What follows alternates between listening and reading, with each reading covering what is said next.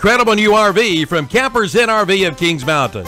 We're celebrating our country this July with our Keys to Freedom RV sale. Find unbelievable pricing on top brands like a 2018 Forest River Acadia 29 LT with single slide and double bunks, just $17,495. These deals won't last long. Visit Campers NRV of Kings Mountain to pick up your keys to freedom today. We are the RVer's trusted resource. Exit 8 off I-85. Going to be Truex driving to the inside of Harvick on 2. The Monster Energy NASCAR Cup Series. Tries to make the pass, didn't have the momentum. Now he has to back away. Time is running out to qualify for the playoffs. New faces at the front, Elliott, Bowman, and Johnson. And some of the sport's biggest stars are desperate to win in Pocono. We haven't seen Johnson up front in a long time this year. The Gander Outdoors 400, Sunday at 1:30 on the Motor Racing Network. The Gander Outdoors 400 this Sunday afternoon at 1:30 on Carolina Country, WCSL, 1590 AM and 92.3 FM, and online at ktcbroadcasting.com. Summer travel is better than ever at Red Roof. This summer, earn a free night by staying 3 separate times at Red Roof. That's right, stay 3 and get 7,000 Ready Card points at Red Roof from June through August. Hey, 7,000 Ready Card points is plenty for a free night at the more than 500 Red Roof properties across the country. And the Red Roof Loyalty Program, Ready Card, is the richest in the industry, rewarding members with free nights for only 7,000 points and plenty of exclusive offers and services. So sleep easy and spend less with Red Roof. Summer is here, and Red Roof is making it easy to get away. See redroof.com for rules and restrictions. Isolated and alone? That's how millions of Americans feel while experiencing a mental health crisis. Need to talk? Our providers love to listen. Call us now at 1-888-235-HOPE. That's 1-888-235-4673. Partners, improving lives and strengthening communities in North Carolina. 1-888-235-HOPE. 235-4673. Is the cost of ink driving your profits down? Then listen up. Discount Ink Jet and Toner is here to help. Discount Ink Jet and Toner specializes in refilling ink jet and toner cartridges. Cut your ink costs by as much as 50% or more. Discount Ink Jet and Toner, located on 410 East Franklin Boulevard in Gastonia. 100% satisfaction guaranteed. When you need service on your automobile, do what I do and what most people around this area do. They take it to Rick's Automotive in Cherryville. They do it all at Rick's Automotive in Cherryville. Rick Walker and his staff is dedicated at providing you the best in automotive care, from an oil change to a tune-up to a full set of tires. Be sure to check out their tire specials before you buy. That's Rick's Automotive, 1001 East Main Street in Cherryville. Open Monday through Friday, 8 to 5:30. Just call 704-435-3801 for Rick's Automotive in Cherryville.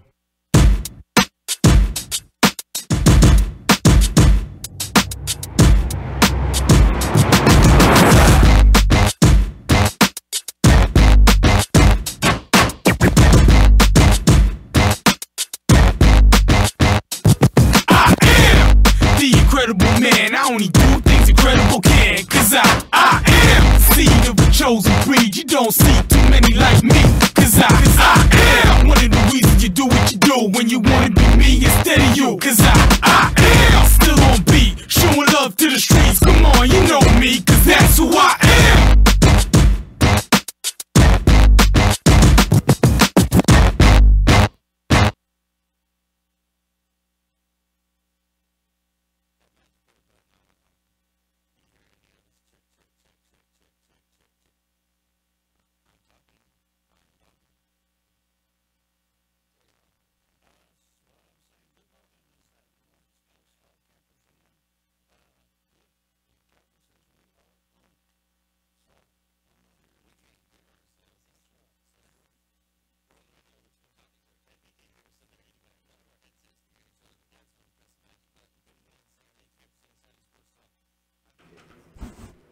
I can hear me though.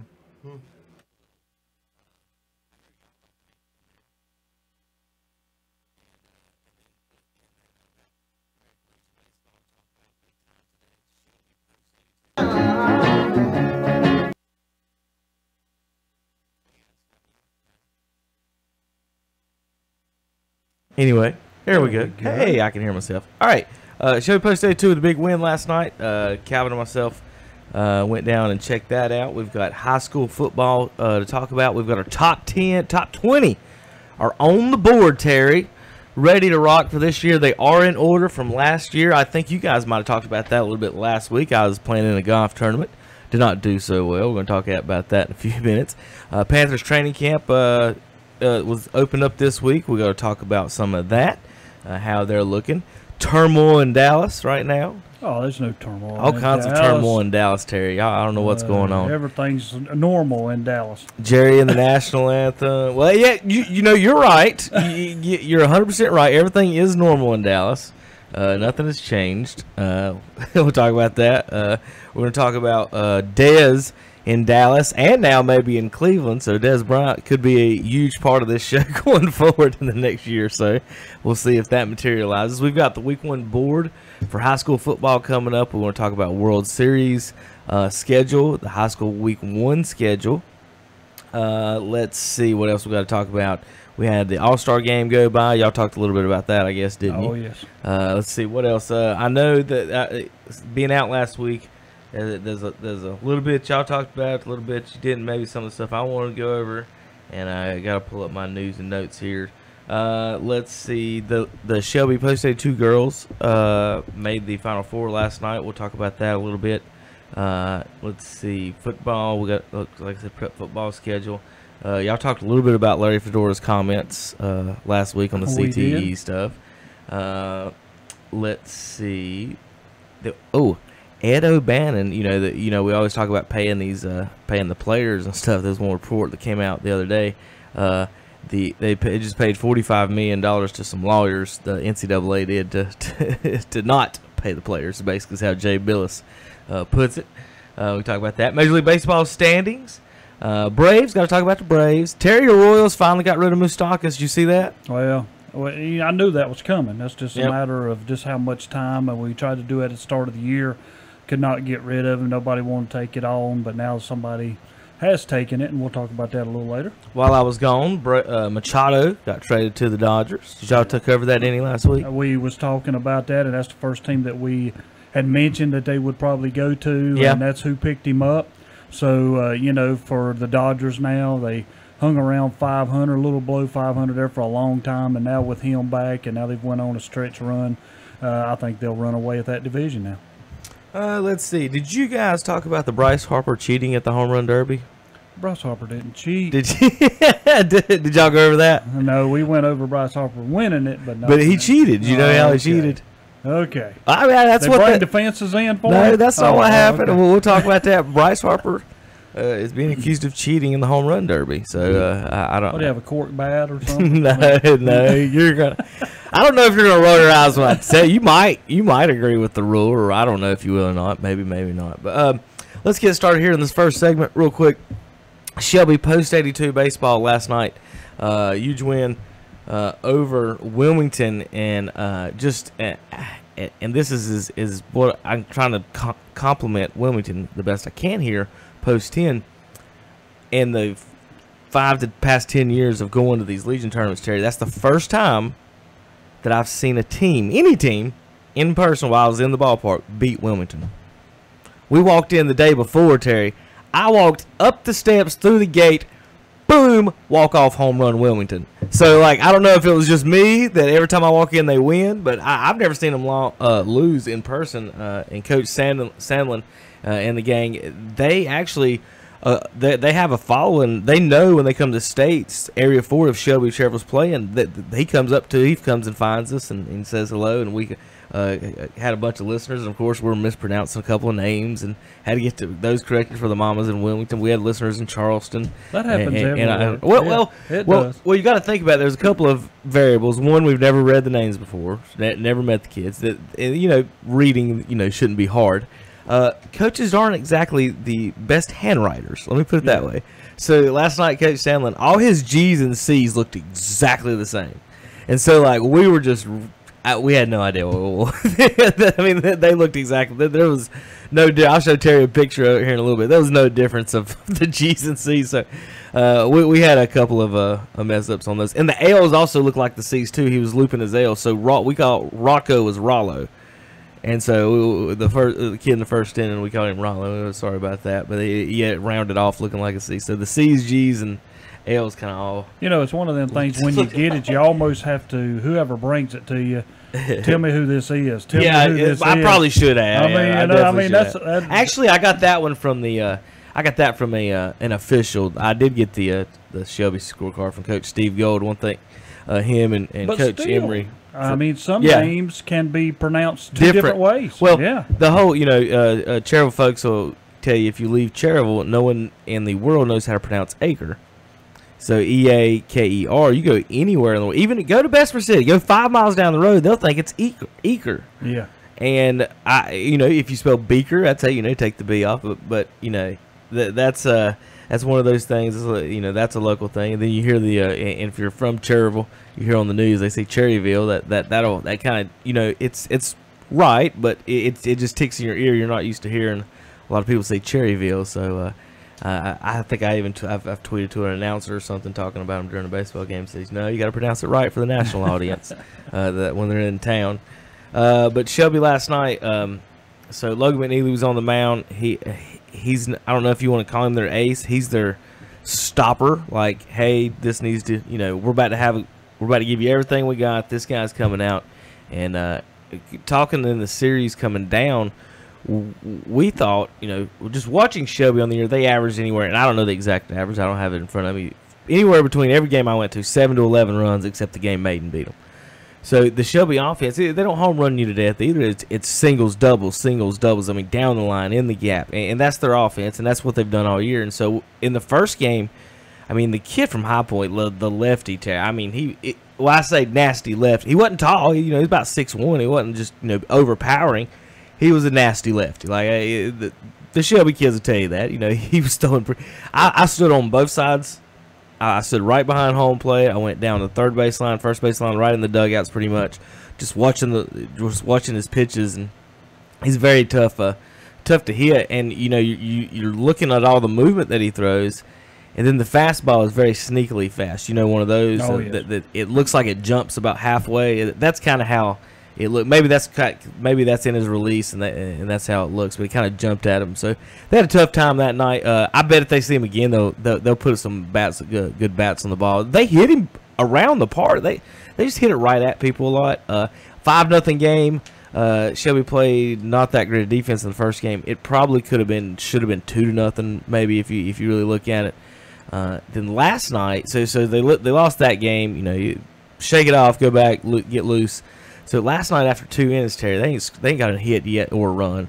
So this is 9 straight innings. Okay. Well, yesterday there were no hit for 5 innings, then they finally got one out. Couple. I think they ended up 3. It might have been just 2. But and then so you're sitting there in the 3rd inning, the other team's up. They scored 2 in the first, and they should have been shut off. They shouldn't have scored any in the first. Should have been nothing. Got out of there.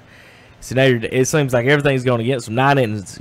Legion used to be 7, so the last 9 have been bad. So basically, you start over new 9, and then the 3rd inning. I can't remember if when Wilmington went up, but it ended up 5-2 about the 4th inning, and then Shelby put in 9 runs in back-to-back innings. They scored 2, and then that's what happened. They scored 2, and then Wilmington scored 3 to go back up, and then Shelby poured it on. The Wilmington, once they got the starter off the mound, I don't know. I don't think I saw any ace from Wilmington yesterday. You know what I mean? There was no. The guy that started was pretty decent. I thought that they would hit him around a little bit, but any of the kids they brought in, I don't think they're their best that they got. I think they'll see that today, or whoever's playing Wilmington today will see whatever they got, or second best that they got. Now, is their tournament? Is it a round robin or? It's a pool play. Yep. That's what I thought. It's went to pool play for the first year ever. Now the problem, and what they tell us, is that they couldn't, something about the schedule, they couldn't do it right or whatever. But anyway, they're at 3 locations, Terry, not 2. So if you hear 2, they're not at 2, they're at 3. High Point University's got a couple games. We were at UNC Greensboro last night, and Finchfield and Thomasville's got most of the games. So it's pool play. Yesterday was day 2. Every single team in this pool, before the last series going into the state playoffs, so 4 teams, right? Mm-hmm. In the state rankings, we're all top 5. Now, Rowan got beat, ended up 6, so you ended up actually 4 of the top 6 in the top 10, whatever rankings that they're referring to. So now, after 2 days, everybody is 1-1. 1-1. Win or go. Big day, right? That's it. I mean, that's what it's come down to. All you got to do is play today, and you got to win. Yep. If you lose, you can head to the house. Well, and then, tomorrow the next area elimination day games too. So it's for all 4 of those teams. It's win or go home. The rest of this time, there's no more. There is no more losses. There's no more mess ups. In the other bracket, I just left the matches. I don't know if it was in the paper or anything. I might be able to pull them up here in a minute. We'll talk later in the show. But the one team's 2-0, 2 teams 1-1, another team's 0-2. The 0-2 team, however, is Caldwell County. Now, before Shelby last night come back on that win, Terry, Area 4 in the last 2 years, in about the third inning last night of that game, had lost at least, in the last 2 years, we know for sure, 7 games in a row. They were 0-7 before Shelby made a comeback last night. There's Mr. Dockery. Now, I'm guessing, and looking back, I can't remember. They lost the last 2 games they played the year before, because was it Rowan or Wilmington Randolph? Wasn't they the champion 2 years ago? Is one of those 3 teams, I think. So if that's the case, that means, but going into that third inning last night, Area 4 lost 9 straight games in the state playoffs. And you just don't hear that around here. Last night's game, when they come up and Shelby started making, was they hitting or was the errors made that got them 9 runs in that inning? It was walks. They're hitting. They had more runs than hits last night. The pitching started getting wild. Shelby started hitting good like they do. They're good hitting, good hitting team. They take pitches. Logan McNeely, you say he's the best hitter, but 1 through 9, the 9 hitter can go deep, Terry. Not a lot of teams have 9 hitters that can just yank it out the park if you mess it up. And so it was more of they walked. Shelby had timely hitting. They're one of the best timely hitting teams I've seen in a long time. The balls don't fly the ballpark anymore like they used to, but timely hitting is what they were doing. And the defense, there was some.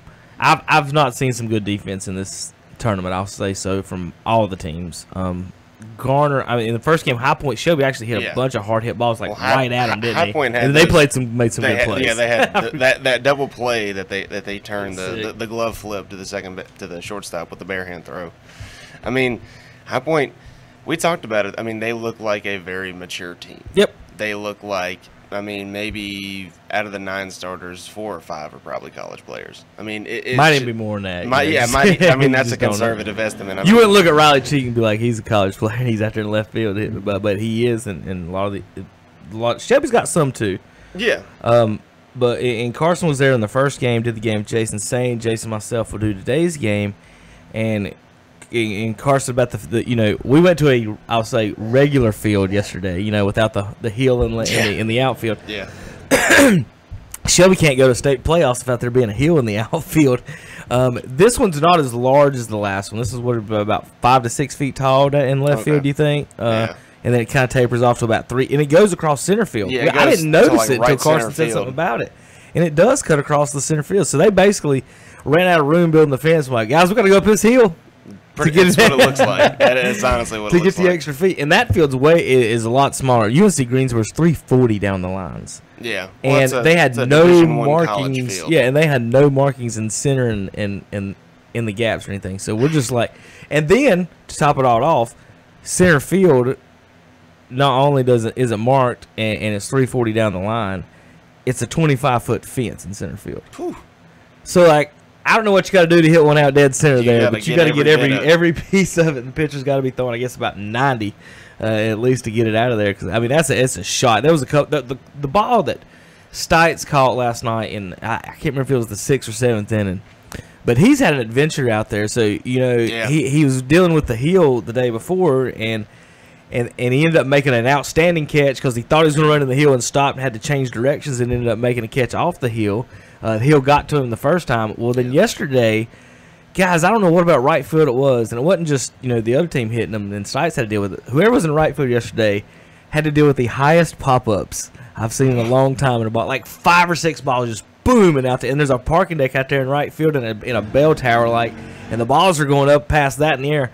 One right field, there was one guy got bailed out because it landed about 10 feet foul. He just put his hands up. He's like, I don't know where it's at, and it landed way over here foul. And so I don't know what was going on in right field. Now, early in the night, the sun, if you're familiar with Cherville's field, it shoots right over third base towards the first baseman, and that's how the kind of sun was there. I guess they probably don't play at that time at the college a lot, and then so the sun was bothering in the early innings. But that didn't have anything to do with the people popping the ball up 200 feet in the air. But but Stites ended up catching those balls. And he came after the game, talked to his mom, and he was just as excited, and he's just a fun kid, and talking about chasing those balls. And he's like, man, he's like, they were moving around so much out there. And he said, I felt like I was in a circus, just kind of running in circles. And but let me give you guys our stat of the night, right? So Shelby wins 11-5, 5 runs. Keep that in mind. Will Stites, just mentioned him, and I think Plummer, the 8-9 hitters, had 1 hit. They scored 6 runs. Baseball. So those 2 kids, the other team had 5. The 8-9 hole hitters had 1 hit, scored 6 runs, and won the ball game by themselves. Not by themselves, the other guys knocked them in. Or the other 5 had to get knocked in 6 times. You can never say that walks aren't important. So, they were our co-MVPs along with Logan McNeely, who pitched, and I think he had 3 or 4 hits last night. Or no, he didn't have 3 or 4. They only had like 6 hits total. He had 2, I think. He did really well. But we had all 3 of them with the interview last night. And, of course, Coach Emery, he's just a hoot and fun to talk to and come over and he likes it. He likes the interview, and Coach Grayson sends him to do all the interviews. Steve, Coach Gold, I think he likes to when they start looking for the interviews, he'll interview if they catch him, but I think he goes and hides with Coach Grayson over there in the corner. But Coach Emery come over and talk to us. It was a good time. They were excited. Talking how they hadn't scored 9 innings, like in the dugout after they scored those 5, like it was just total relaxation. The boys they started having fun, and then dropped 4 in the first, and then dropped 5 the next. So they're not used totally to not different scoring. team. Yeah, and all of a sudden somebody's just 9 innings ain't scored a run. Well, I mean, like you said, I mean they didn't get a hit through 5 innings in that first game, and I mean I want to think that pitcher Landon Smith, he faced the minimum going into the 7th. It was something like that. I mean, he only walked 1 or something. They got double play. Well, yeah, he had a couple double plays. Yeah, they did. I mean, they had a couple good double plays, and then I think they didn't get out of the minimum until I want to think the bottom of the 7th, because you had a walk early on in that inning, and then you have a base hit, so that finally threw him all the way out of whack. But I mean, and he was a couple pitches away from finishing that game. They pulled him 1 pitch basically. 1 pitch, yeah. He had 2 strikes, 2 outs, and they pulled him. And I mean, he knew it what immediately. your theory is, and he came out. The coach came out on the mound during the at bat, right? Yeah. Jason's theory is that the college coach had him on a specific pitch count that he cannot go over, because it's kind of weird to come out. So it's like 2-0. Coach comes out in the 9th inning up 5-0 on a gym. They talk. Then he goes out. Then 2 pitches, 2 foul balls later, or whatever it was, he comes back out again and takes him out. So, is that what you think? Maybe is that as good a theory as any? It is. Yeah. Because when you have you're in college, these guys are not going to have somebody overdo you. I mean, it's more about being there. Season, yes, exactly right. He can play with you guys as long as you don't throw him. Don't hurt him. This is the deal. If this happens, then I'm going to pull him. Yeah. What if the coach? See, if I was the pitcher, I'd be like, all right, coach, how about I only take 2 warm-up pitches between innings? You give me 10 extra. Like, this whole pitch count thing is so silly to me. Does that, you know what I mean? No, yeah, I get it. I'm going to ask you a question, and we've had it for a couple of years now, maybe 3 years. Do you like it that you cannot really hit homers? No. Like it used to be? No. And I don't know if Carson remembers it or not, but it's not like it was just home run derby, but like it wasn't like their balls hit down, they just die. You can tell the bats don't sound poppy, which is fine. That they don't want to kill the third baseman. Is pretty much what it ended up being. The pitchers, there was some ridiculousness, but it was like Major League. It's what Major League Baseball used to be. It's like they switched. Yeah, you know what I mean. Like the bats got worse in high school and Legion, and they started playing small ball.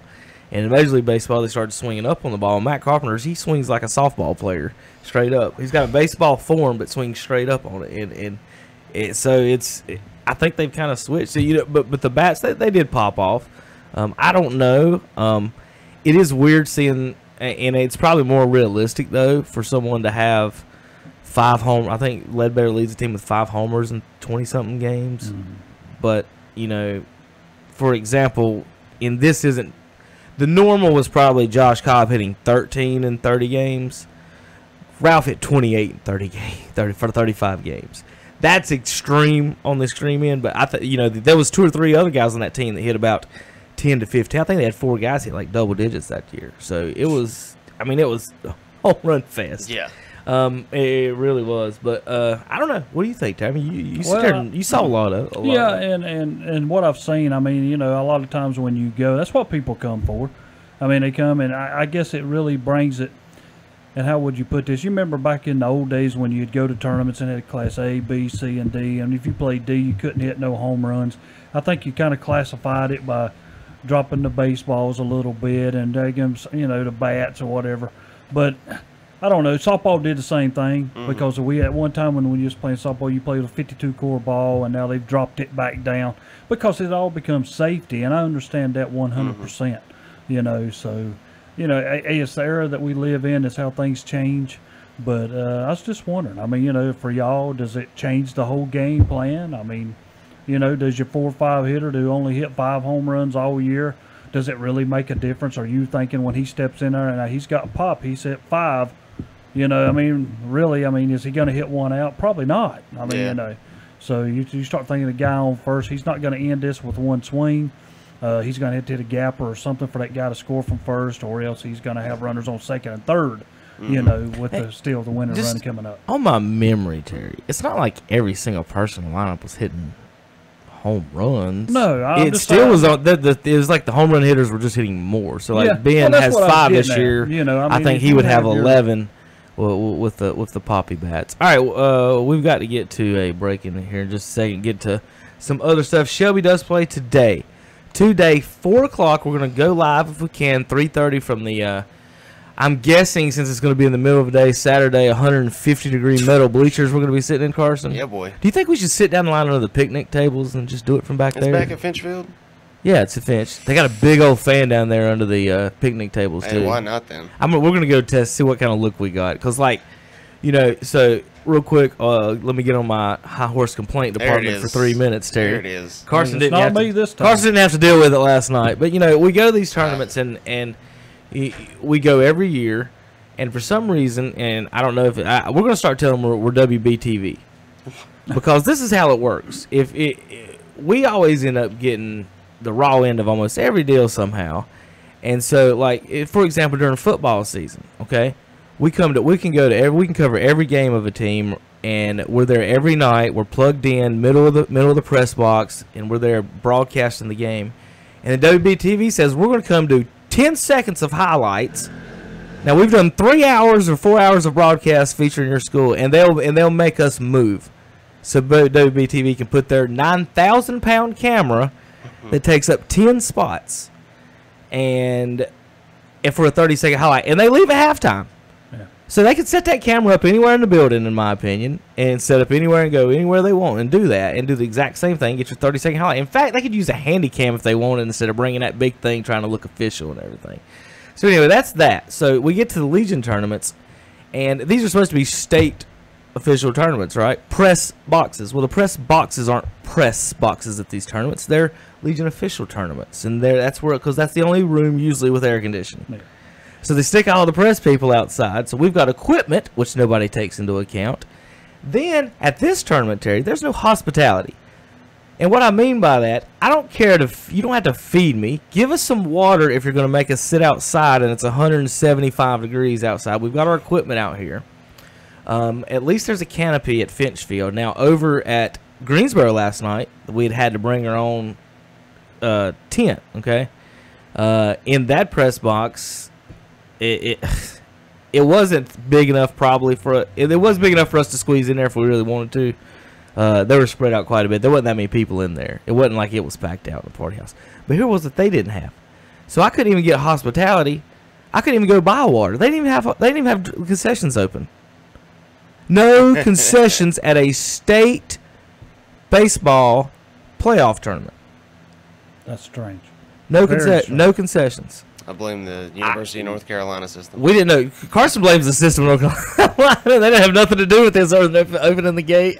but like, we didn't know. I guess some of the teams know that the people were bringing in some coolers and stuff, and some of them know, but nobody had told us and said anything to us. Like, hey, might want to bring some water or anything like that. Yeah, bring your own cooler. Or at least tell you something. Yeah, so I happened to put 3 waters in the bag, and I was just going to get ice and put it on ice anyway. Just drink ice water.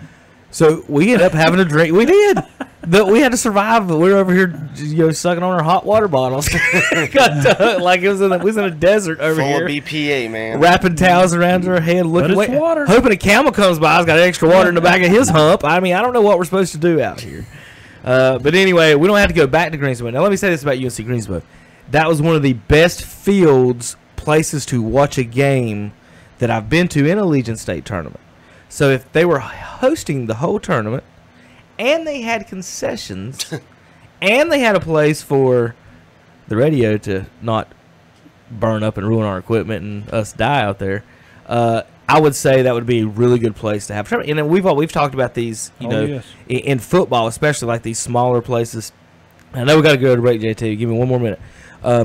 These smaller places like UNC Charlotte, App I think's too big now, but Gardner Webb, places like that, they are not specifically those two places, but those two we could spread out the states and state playoffs in different spots to these huge Carnival stadiums. It don't even feel like a high school atmosphere at NC State at all. I mean, state is huge, and North Carolina is too. But so I think they need to condense it a little bit, make it a little bit more exciting, and it wouldn't it be louder, don't you think, in a condensed a Gardner Webb than it would be at North Carolina? You don't even necessarily have to go college. You could just go maybe big high school or just low minor leagues. I mean Hickory's. Well, you're talking baseball. I was talking football there for a second, but baseball. Yeah, definitely that too. Yeah, they do some minor leagues. I just wish what I mean by this, I don't think at one second it ever crosses their mind about the press coming in and any of their needs at all. Not that they're against us or anyone else. I just don't think they think about it at all. Like, they got all these other things to think about. And this tournament, 3 locations, one of them doesn't have concessions. The one that does, you have to buy a combo, and it's $6.50. So I bought, Terry, 2 hamburgers and a hot dog, all combos, and 3 waters. How much would you pay for that at West Lincoln Optimus? How much would you pay for that? For 3 waters, a hot dog, a hamburger, and 3 fries. $15-ish? Maybe, yeah. Ours was $27.50. Well, they've got to make money off of concessions. They got to pay for the officials. I just figured it out. They're double charging at Phoenix because the other one isn't selling any. So they we gotta recover.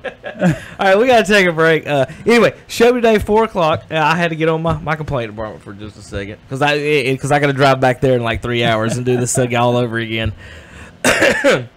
So me and Jason will be out there sweating today for you Shelby folks. So thank us next time you see us. Buy us lunch or buy some ice cream. Buy some ice cream. Somebody bring us a bottle of water to the game. Bring a cooler and bring in the announcers a bottle of water. That's all. Just one bottle of water will do us. All right, JP, let's take a break. We'll be back in a few minutes. We got to talk high school football, NFL. The board is ready, Carson. We got our top 20. We got our games for you guys and then around the corner, Terry. Behind the door is our bottom 10. So we're hiding them.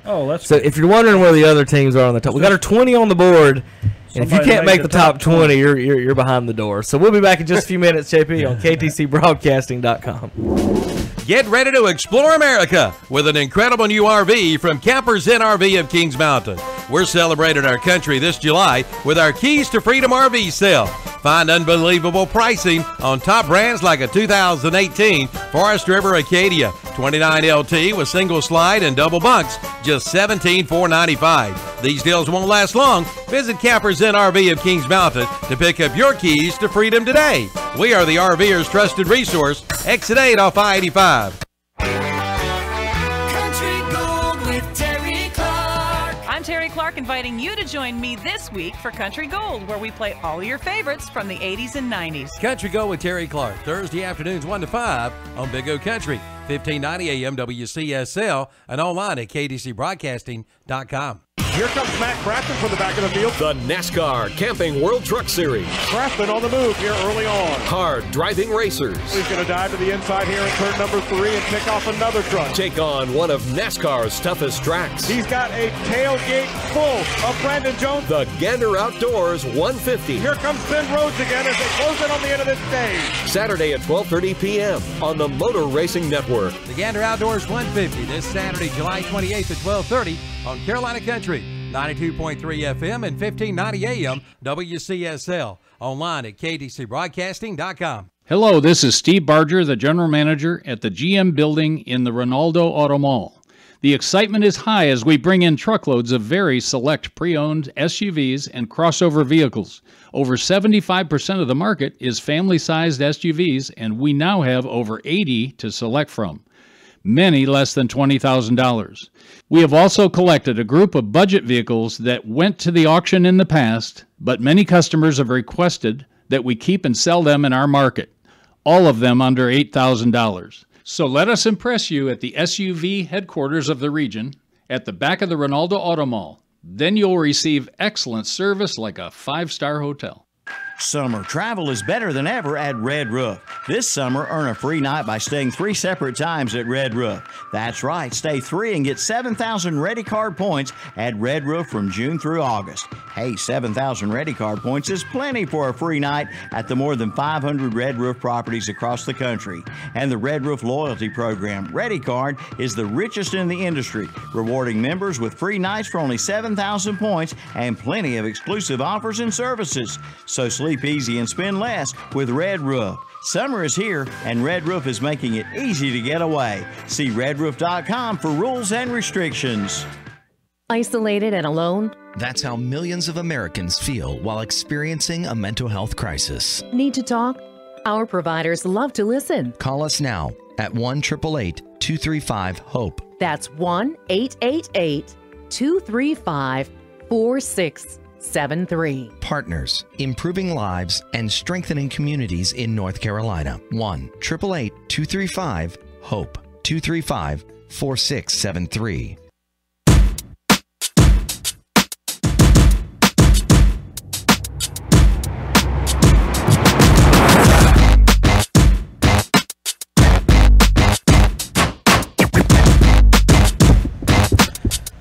Good morning, Saturday.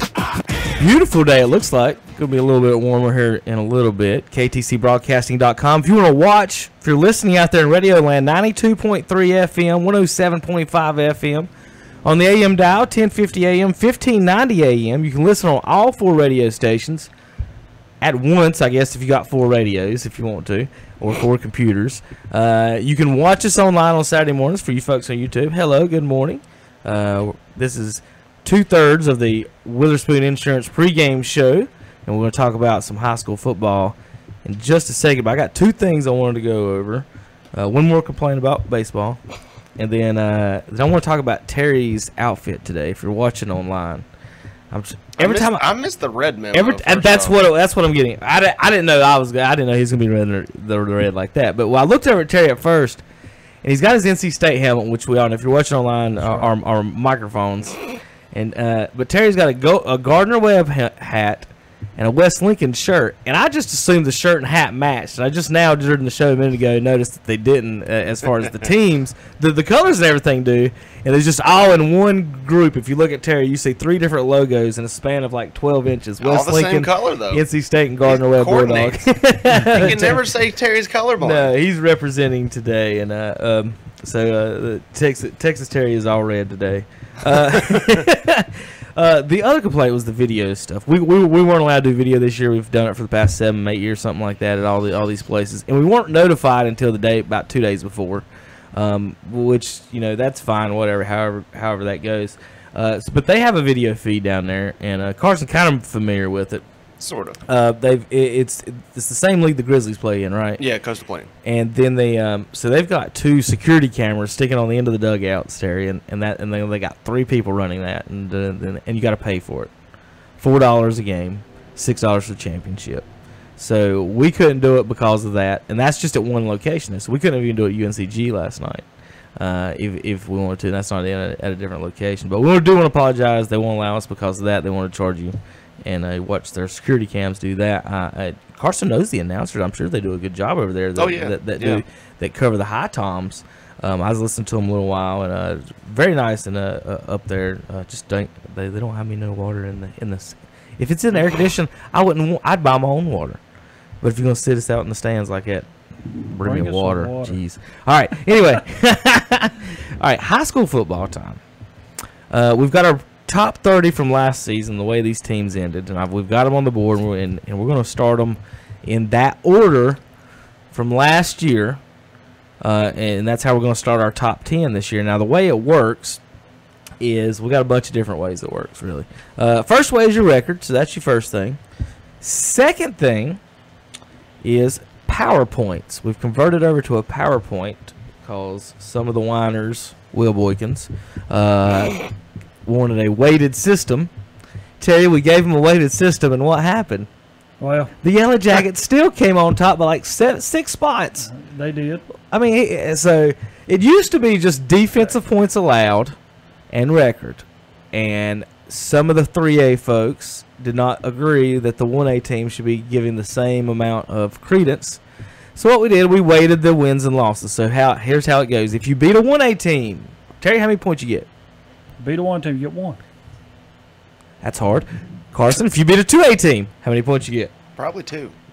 If you beat a 3A team, guess what? You get 3. Yes, if you beat a 4A team, you get 4. Now, how do you lose points? By losing to them. If you If lose, you're a 4A team and you get beat by a 2A team, you -2. no, that's not how it works. Well, that's how it should work. Technically, it is how it works, Yeah, but you did the math wrong. Yeah. So all we did was reverse it. Okay, Terry, I'm gonna need to see your. All we did was if any team gets beat, it don't matter it doesn't matter what you are, 1A, 2A, 3A. It matters who the opponent is. So if any team gets beat by a 4A team, now, and this is our concession that we decided to do to make it fair, we took 1 point off on all these. So if you get beat by a 4-point team, it's 0 points. I mean, what do? You got beat by a 4A team. If you lose to a 3A team, you lose 1 point. Now, the 2As are easy. Win or lose to a 2A team, 2. You win or lose 2 points. And then, of course, if you lose to a 1A team, you lose 3 points. Now, I guess that's as fair as we can do it. Now, the tiebreaker from the points, the defensive points allowed is our first tiebreaker from that. So it's record, power points, defensive points allowed. Okay. Then from there we'll get in some tricky math. Hopefully we won't have to get into all that. But that's how it goes. So it's record, power points, and then defensive points allowed. So here's how they ended up last year. And I'm going to read the teams that did not make our top 20. I'm not going to read them in any particular order, so I do not want to point out anyone as being last or anything like that. Too late. We did that last week. Y'all did that last week. All right. I said I in that statement. Yeah, exactly. It's in the past. Covering myself, I. But I'm going to read the bottom 10 that did not make the top 20 last year. And what it is, these teams didn't make the playoffs is what it is. The other 20 did. Mm-hmm. Forest View, RS Central, Burns, North Gaston, North Lincoln, East Gaston, Chase, Pine Lake Prep, Lake Norman Charter, and Highland Tech. You do have some work to do. Now, before I go any further, I want to mention Highland Tech in that group. Because after week 2 last year, Terry, weren't they ranked second in our power poll? 2-0? Yeah, they were. They were towards the top. They were ranked second in our power poll at one point last year. And so how you say that works? Well, everybody got beat in the first 2 weeks. Yeah. Highland Tech went 2-0 and shut out 2 teams, I think, or maybe give up like 1 touchdown in the second game. Yeah. So they were end up second in the power poll and end up out of the poll. So our poll is no opinions, purely mathematical, and that's why it confuses Terry so much. So, Terry, I want you to do the next 10, starting at 20. Yeah, I might have to have this paper because some of these things You don't I'm know the not logos? used to their logos.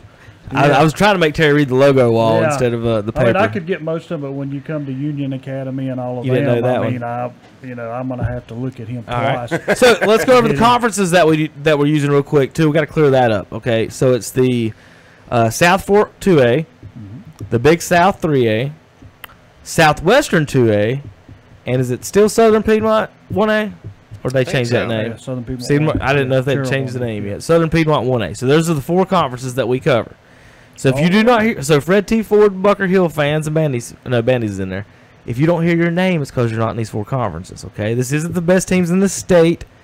This is the teams that we covered: Gaston, Cleveland, and Lincoln County. So if those teams are in one of those teams' conferences, that's how we do those conferences. That's why those are for the 4 conferences. All right, Terry, our top 20 starting at number 20. All right, at number 20 comes in Coach Pruitt and the Cherville Ironmen come in at number 20. Moving to number 19, Coach Tom Sain and the West Lincoln Rebels come in at number 19.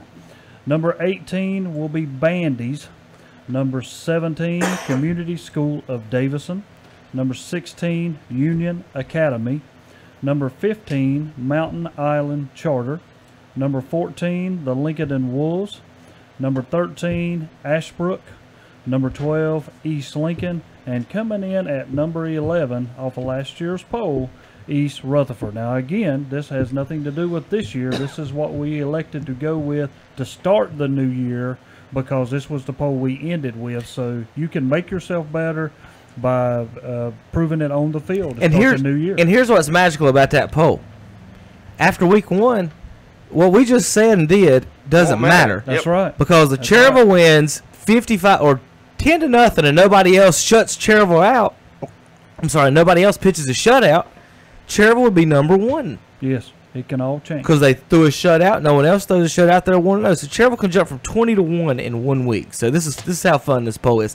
Now, Terry, everybody's going to throw stakes or forks at it. Now, the way we do this poll is it's not saying that this team is better than this team, right? I want to clear that up. It does not mean that we think that Mountain Island Charter is better than Lincoln, or if that's how the poll ends up. What it means is an evaluation of your season. So it means how well does your season go. So now we're going to get in the top 10. Carson's going to do the top 10, and then from the top 4, I'm going to have to explain a little bit. So remember, it's an evaluation on your season, not we think this team is better than this team, okay? So before you lose your mind, start pulling your hair out and go gray, call Will Boykins and complain. Carson, let's do our top 10. Sitting at 10 is the Newton Conover Devils. At 9th, the Stuart Cramer Storm. Coming in at 8th, the Crest Chargers. At 7th, the Hunter Huss Huskies. In 6th, the Maiden Blue Devils. In the top 5, starting at 5, South Point Red Raiders. In at 4, the Thomas Jefferson Griffins. At 3rd, the Bessemer City Yellow Jackets.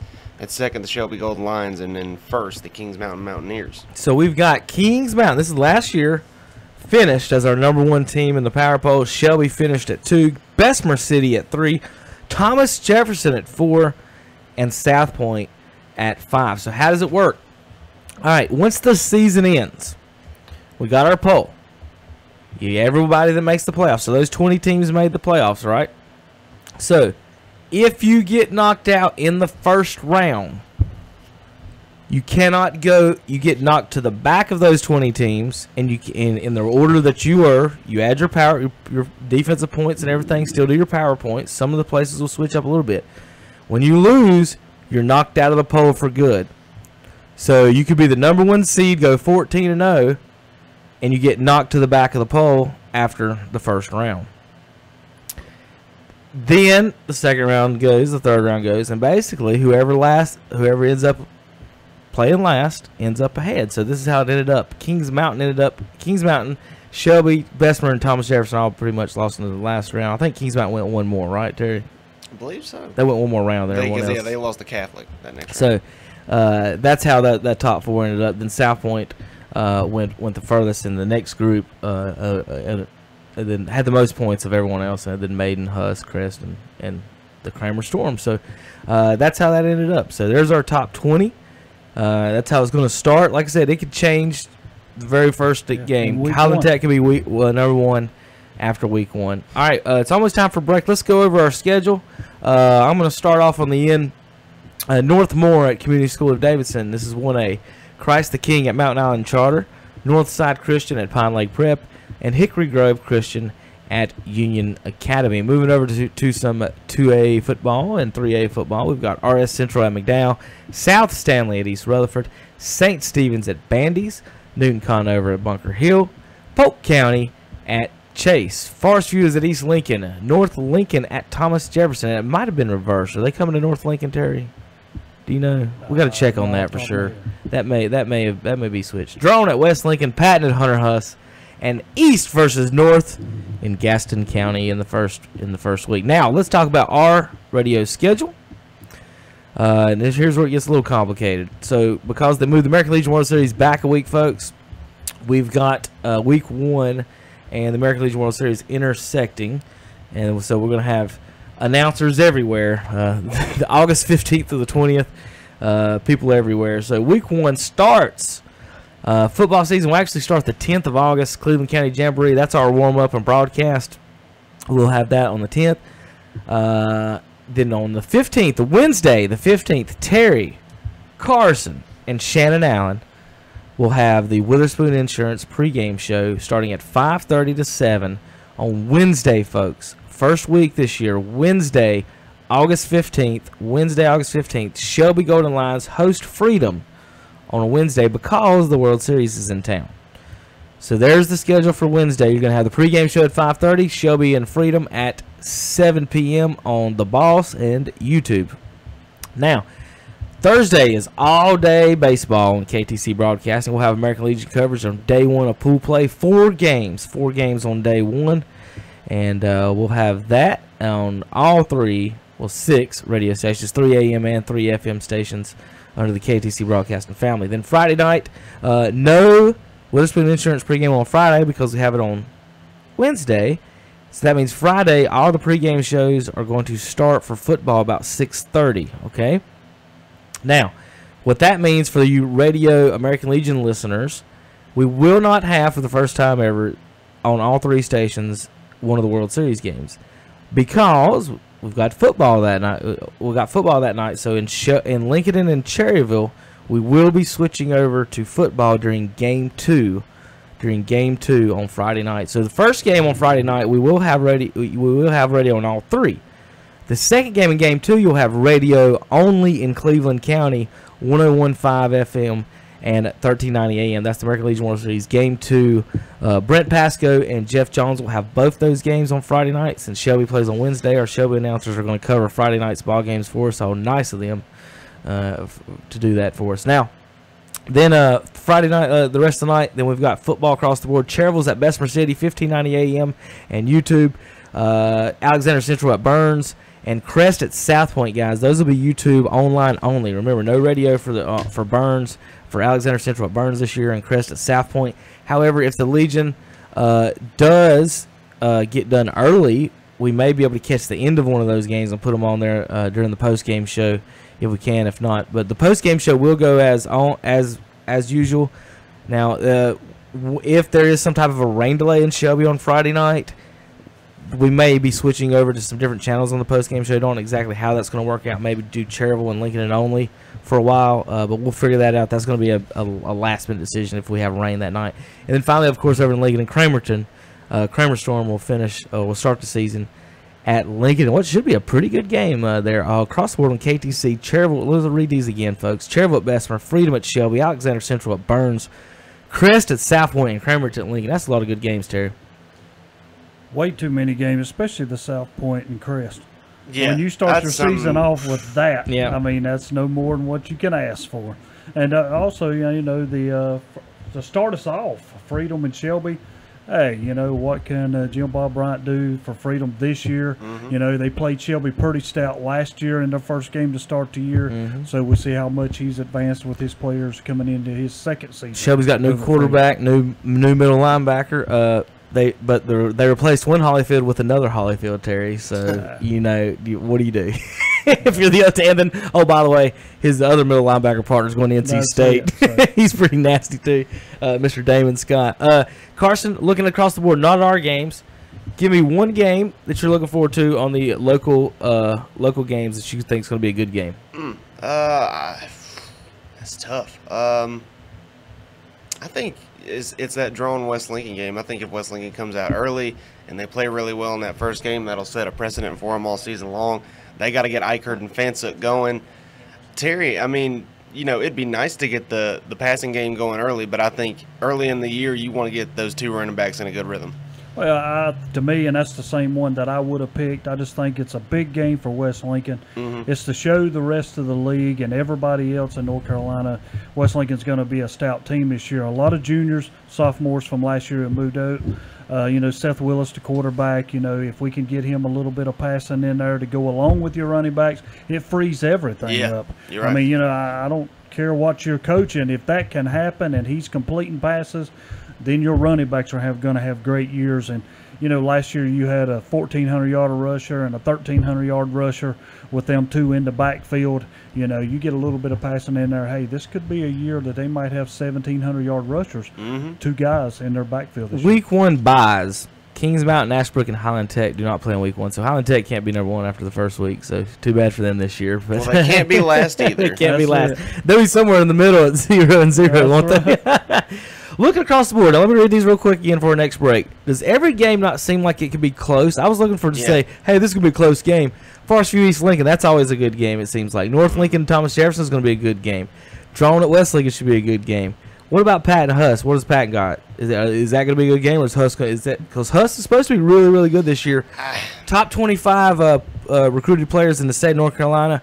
Hunter Huss is it Day? Todd Day? Is that Tony right? Davis. Tony Davis. He's number 10. Landon Zanders. Crest is Landon Zanders was number 22, I think. What, Terry? Hunter Huss by 4 touchdowns. 4 touchdowns. I didn't know if Patton had anything, so I didn't. That's why I said, is this a blowout for us or not? My whole thing in going to Huss games my whole life, it's that early season. They either come out gangbusters and they are ready to roll, or it'll take a little time to get to know everybody. Especially like we've talked about, it's not like Huss runs a set offense where you're running the same 3 or 4 plays. Like at South Point, they run the same 3 plays all game for 12 years of their life, basically. Huss, they change it week in, week out. I think it's getting comfortable. I'll tell you what I'll do. If Hunter Huss don't win by 4 touchdowns, oh boy, I will come on this program and not say nothing for 2 minutes.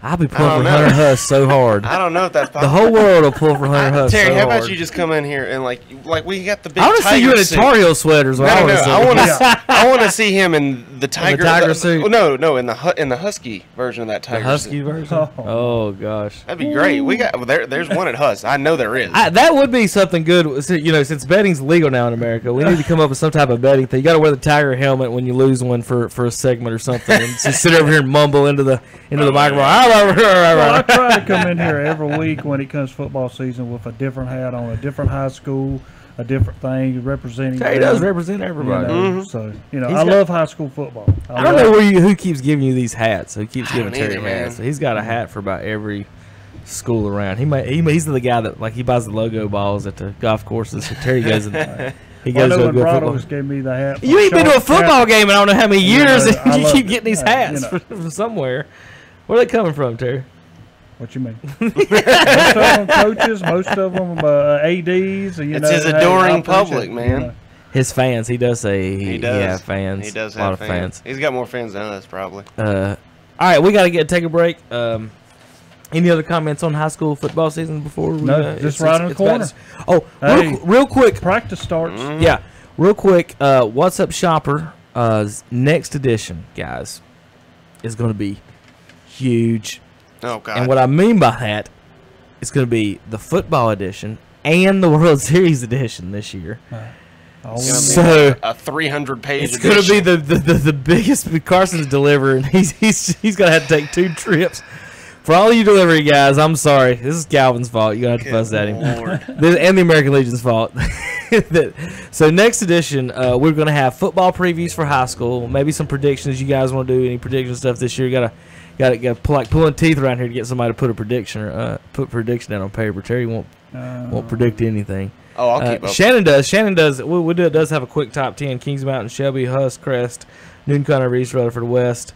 Lincoln, Maiden. He's got South Point at 9. That's from somebody from Shelby, isn't it? Yeah, it is. And Mountain Island. Yeah, it is. Mountain Island Charter at 10. Well, we spoke of that last week, and I told him, when he mentioned that new coach, new things change, everything's different. I was like, it takes 3 to 5 years before, a new system comes in. But South Point's run the same thing so much. For 40 years at this point. I mean, it's something that is literally, you go to Belmont, it's in the water down there. Well, one real quick comment on that. What it does more than anything is it simplifies practice time to where there's a lot less teaching time and trying to explain things to people. You've been doing it since you're 7, 8 years old. Real quick, Carson, I predict a Macon Bacon win because the Grizzlies are throwing footballs around the game. No, Grizzlies won. I know. Grizzlies ran away with that one. I like one of Carson's tweets because what's funny about that, and I'm guessing the guy who tweeted that, do you know him? Jeff Cox. I know. I don't think he's ever thrown a baseball or football, maybe. And I'm just going down that because the Grizzlies have thrown footballs they do it at home. I guess they do it on the road. They've been doing it forever. I was about to say a lot of people do because I tell you what, go throw a football around for 5 minutes and then pick up a baseball. You will sling that thing oh gosh, I'm telling you. I used to like before I'd go to baseball games, I would throw a little bit of football in the backyard or something. I really did. Pitchers do that before every single game. Yeah, that was not a good tweet there, Mr. Cox. That did not age well. Yeah. All right, we come back. We got to talk about dumpster fires. Dallas. Yes. Carolina. Yes. That's about all I got on that. Kansas City Royals baseball dumpster fires. We'll talk about that. Charlotte Hornets basketball. We'll talk about that. Easy, man. All right, JP, let's take a break. We'll be back just a few minutes. Hang in tight. KTCBroadcasting.com. Get ready to explore America with an incredible new RV from Campers NRV of Kings Mountain. We're celebrating our country this July with our Keys to Freedom RV sale. Find unbelievable pricing on top brands like a 2018 Forest River Acadia, 29 LT with single slide and double bunks, just $17,495. These deals won't last long. Visit Campers NRV of Kings Mountain to pick up your keys to freedom today. We are the RVer's trusted resource. Exit 8 off I-85. Buy or sell at the Gaston Pickers, located at 503 Long Avenue in Gastonia. They've got it all, from antique furniture to collectibles to consignments. And they do estate auctions too. And right now they're accepting motivated dealers. Just call 704-852-7055 or come by their huge store. Open Monday through Saturday 10 to 6, Sundays 1 till 6. That's the Gaston Pickers, 503 Long Avenue in Gastonia. Like them on Facebook too. Dr. John L. Cloninger III of Lincoln will brighten your smiles with professional cosmetic dentistry and smile enhancement procedures for everyone. Even Duke fans will smile at the work of this Tar Heel. The office of Dr. John L. Cloninger III is located at 904 Doncha Drive. For an appointment, call 704-735-0765. That's 704-735-0765. And John III says best wishes to all high school athletes. Maybe a punctuation mark on a career night. About making it 3 wide for the race lead. The NASCAR Xfinity Series. Pushing her across the line is Cole Custer. Literally nose to tail. NASCAR's rising star. Ryan Truex makes a move on Daniel Hemrick. Square off at the Iowa Short Track. Truex on the move in the last lap and a half, and he's got a lot of unwanted company. The U.S. Cellular 250, presented by Rasmussen Group. Saturday at 5 p.m. on the Motor Racing Network. U.S. Cellular 250 this Saturday, July 28th at 5 p.m. on Carolina Country, 1590 AM WCSL, 92.3 FM, and online at ktcbroadcasting.com. Hello, this is Steve Barger, the General Manager at the GM Building in the Ronaldo Auto Mall. The excitement is high as we bring in truckloads of very select pre-owned SUVs and crossover vehicles. Over 75% of the market is family-sized SUVs, and we now have over 80 to select from. Many less than $20,000. We have also collected a group of budget vehicles that went to the auction in the past, but many customers have requested that we keep and sell them in our market, all of them under $8,000. So let us impress you at the SUV headquarters of the region at the back of the Ronaldo Auto Mall. Then you'll receive excellent service like a 5-star hotel. Summer travel is better than ever at Red Roof. This summer, earn a free night by staying 3 separate times at Red Roof. That's right, stay 3 and get 7,000 Ready Card points at Red Roof from June through August. Hey, 7,000 Ready Card points is plenty for a free night at the more than 500 Red Roof properties across the country. And the Red Roof loyalty program, Ready Card, is the richest in the industry, rewarding members with free nights for only 7,000 points and plenty of exclusive offers and services. So sleep easy and spend less with Red Roof. Summer is here, and Red Roof is making it easy to get away. See redroof.com for rules and restrictions.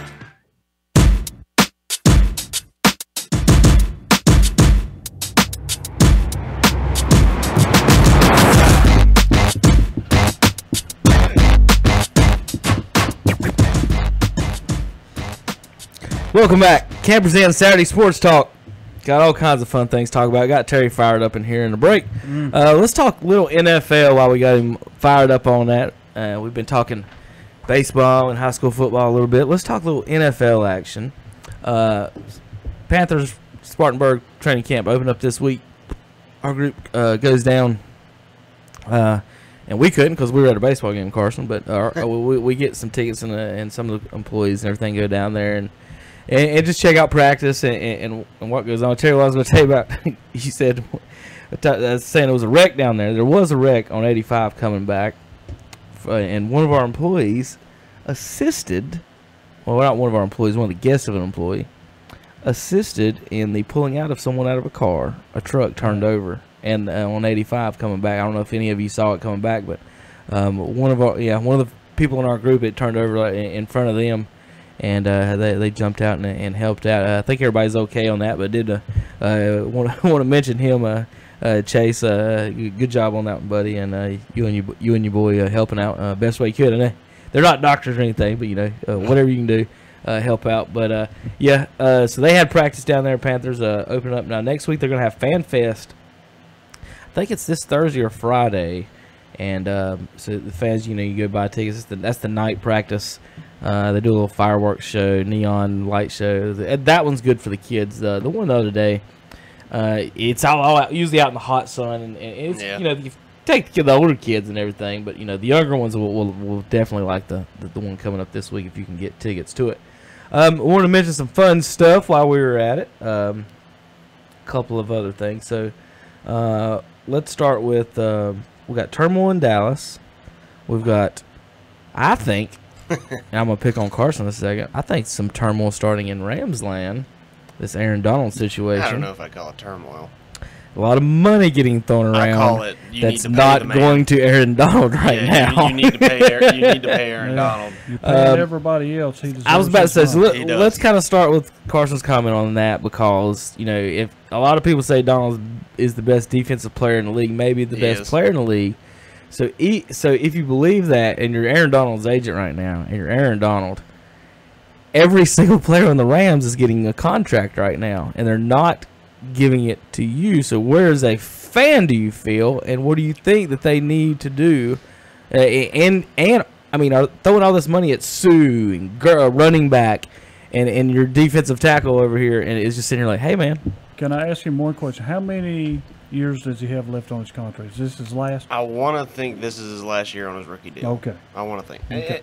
For me personally, I mean, you got to understand that all contracts don't work the same. Some are front-loaded, some are back-loaded. I think with this Gurley one, I mean, it's obviously the most guaranteed money to a running back ever. So he's going to get that money no matter what. I think what they're trying to do is sort of figure out a way to move the money around. Aaron Donald's going to get paid. It's just the way that he's going to get paid. I think they're trying to figure out ways to sort of pay him off later, maybe. That would be my guess. I'm not Les Snead. I'm not a GM. Like, don't take my word for that or anything. I think I saw something what they're going to try to do. Was it him? And I may be wrong, completely wrong in this course. There was somebody that the Dallas did it last year, the year before, on a lineman or somebody, where they moved up. They like took off the last year of his contract and put it into this year's contract. Basically, they voided like the last year, and they added all that money into this year to give him money this year. Yeah. I don't know if that's if that's with that situation, if they do that or not. I'm trying to read over this real quick while you were talking. There's still a lot of time too. I mean, we're still in July. we're not going to play real football until mid-September, Yeah. really. I mean, that's just the way it is. And honestly, I mean, if he skips training camp, even if he misses some preseason games, that does not bother me one bit. If anything, means he's not getting hurt. Exactly. He's not going out there and getting hurt doing some conditioning drill. Yeah. Just to get back ready. I mean, I follow him on social media and stuff, and it's not like he's not working. It's not like he's like, all right, I'm not getting paid. I'm just going to sit on my butt all day. No, he works every day. You remember he had that video of him training with a guy with a knife to learn how to move hands better. That was ignorant. That was crazy. But I mean, he's a guy. I mean, Aaron Donald is literally probably my height, but he's 2 of me wide. And I mean, he's one of those guys. I mean, I mean, I'll see it on my time hop every once a year. Is people from when he got drafted, when he first got to, when it was St. Louis, saying everybody knows this guy's different. And I mean, that's one of those guys. It's Aaron Donald could end up being a top 5 defensive tackle all time. Honestly, if he stays on the trajectory that he's on, he's just so different than every other. You think of Warren Saps and guys like that. I mean, they're huge. They're 6'3", 280. Aaron Donald is 6 foot, probably 250. And he's so much faster, and they're playing in the 3-4 now, so that you're going to be able to move him around from the ends to the middle. You're going to be able to move him around with Ndamukong Suh. He's one of those guys. He can do so many different things that I like to say, you just can't not pay him. He's one of the few people that really, when he gets that big contract, he's going to earn it. So Donald's scheduled to make 6.9 this year. Suh got $14 million for this year. It's a 1 year, yeah. And Suh said Donald, of course, deserves more than what I got. So that's what Suh just said. So, yeah. I'm sure the GM likes that. Will he lose any money for holding out? Yeah. Oh, yeah. You always. I mean, lose it's like money for Julio that. Jones. He's going to lose a lot of money per day. Well, but he's only making 6.9 this year, and in his case, he wants 15 to 17. So whatever he loses per day, he's about to get it right back. I would imagine. Yeah. And maybe even he could pull some type of a sponsorship deal or endorsement deal out of staying in LA as well. Well, that was just real quick. That was another thing. Like the Rams, they got to keep him because now you've got a lot of the other things to compete with in LA. You've got the Lakers and LeBron. You've got the Dodgers with Manny Machado. Yeah. They have to keep him just to stay relevant almost. And especially in LA, a town they've already left one time before because people just stop caring. When you're not good in LA, people just stop caring, and that's the worst thing, I think, for a franchise. All right, Terry, let's talk turmoil in Dallas. There's no turmoil. Just a normal July. I think, Dak Prescott's doing exactly what he says that they should do. When the national anthem's being sung, you should stand. I mean, that's just my opinion also. I think there's different ways of going at what you're trying to get across, but that's just not one of them for the national anthem. Terry, and that's just my opinion now. Yeah, that's my opinion. Can I ask you something? They weren't on the field until what, 5 or 6 years ago for the national anthem, until the United States Army started paying the NFL to have them out on the field. That's my whole thing about it. Is if you're not gonna be happy about what they're doing with their platform, fine. But also at the same time realize they weren't always on the field. Yeah, that's my whole thing. Yeah, and I understand that, but if you're going to go back, then we go with what they put in place. If you're not going to do that, then stay in the locker room. And I don't have a problem with that. You know what I'm saying? I personally don't have a problem with them not standing for the anthem, because my whole thing is when you kneel, obviously Colin Kaepernick started that, but he talked to a Green Beret to make sure what he was doing was not disrespectful. He said, what can I do? Because he was sitting down on the bench the first couple times.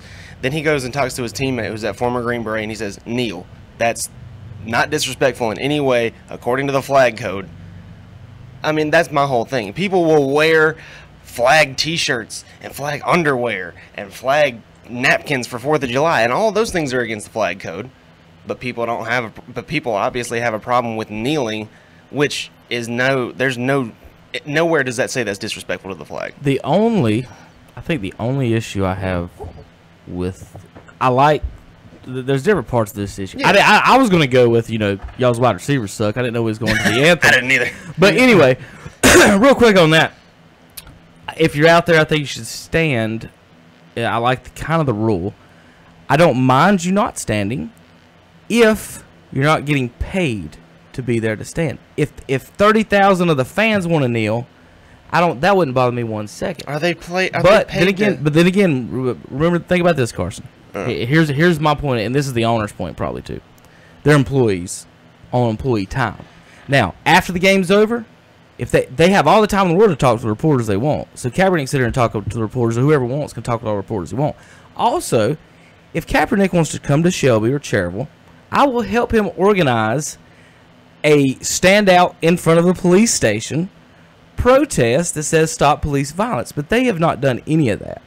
That's where he should be going, and I think that's he's got those camps where I know that, but I think that's where the owners learn your rights. I think the owners are saying, why are you doing it on our time in front of our customers? Because you wouldn't just have a Hardee's employee or another employee or just any of you guys just sit there. If I ask you not to do something, you probably wouldn't do it unless it's just against your religion or something like that. Like, hey, like Carson, if you want to protest something, I will come after the show.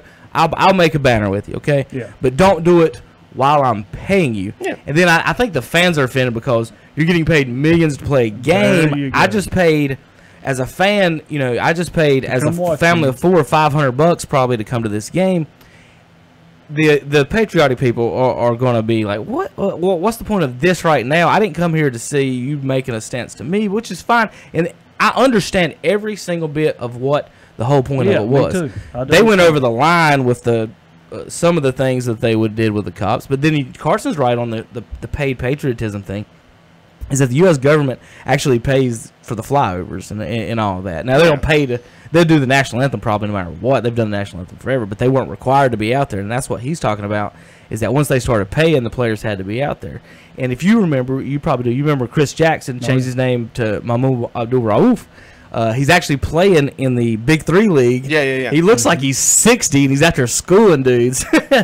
Great player. Well, he didn't stand for the anthem back when he switched over to the Muslim faith, and he started not standing for the anthem. I think the NBA may end up making a rule about that now that you have to if you're going to be out there. But that's my thing. If you want to protest something, go protest the actual thing or somewhere else. It's kind of weird though.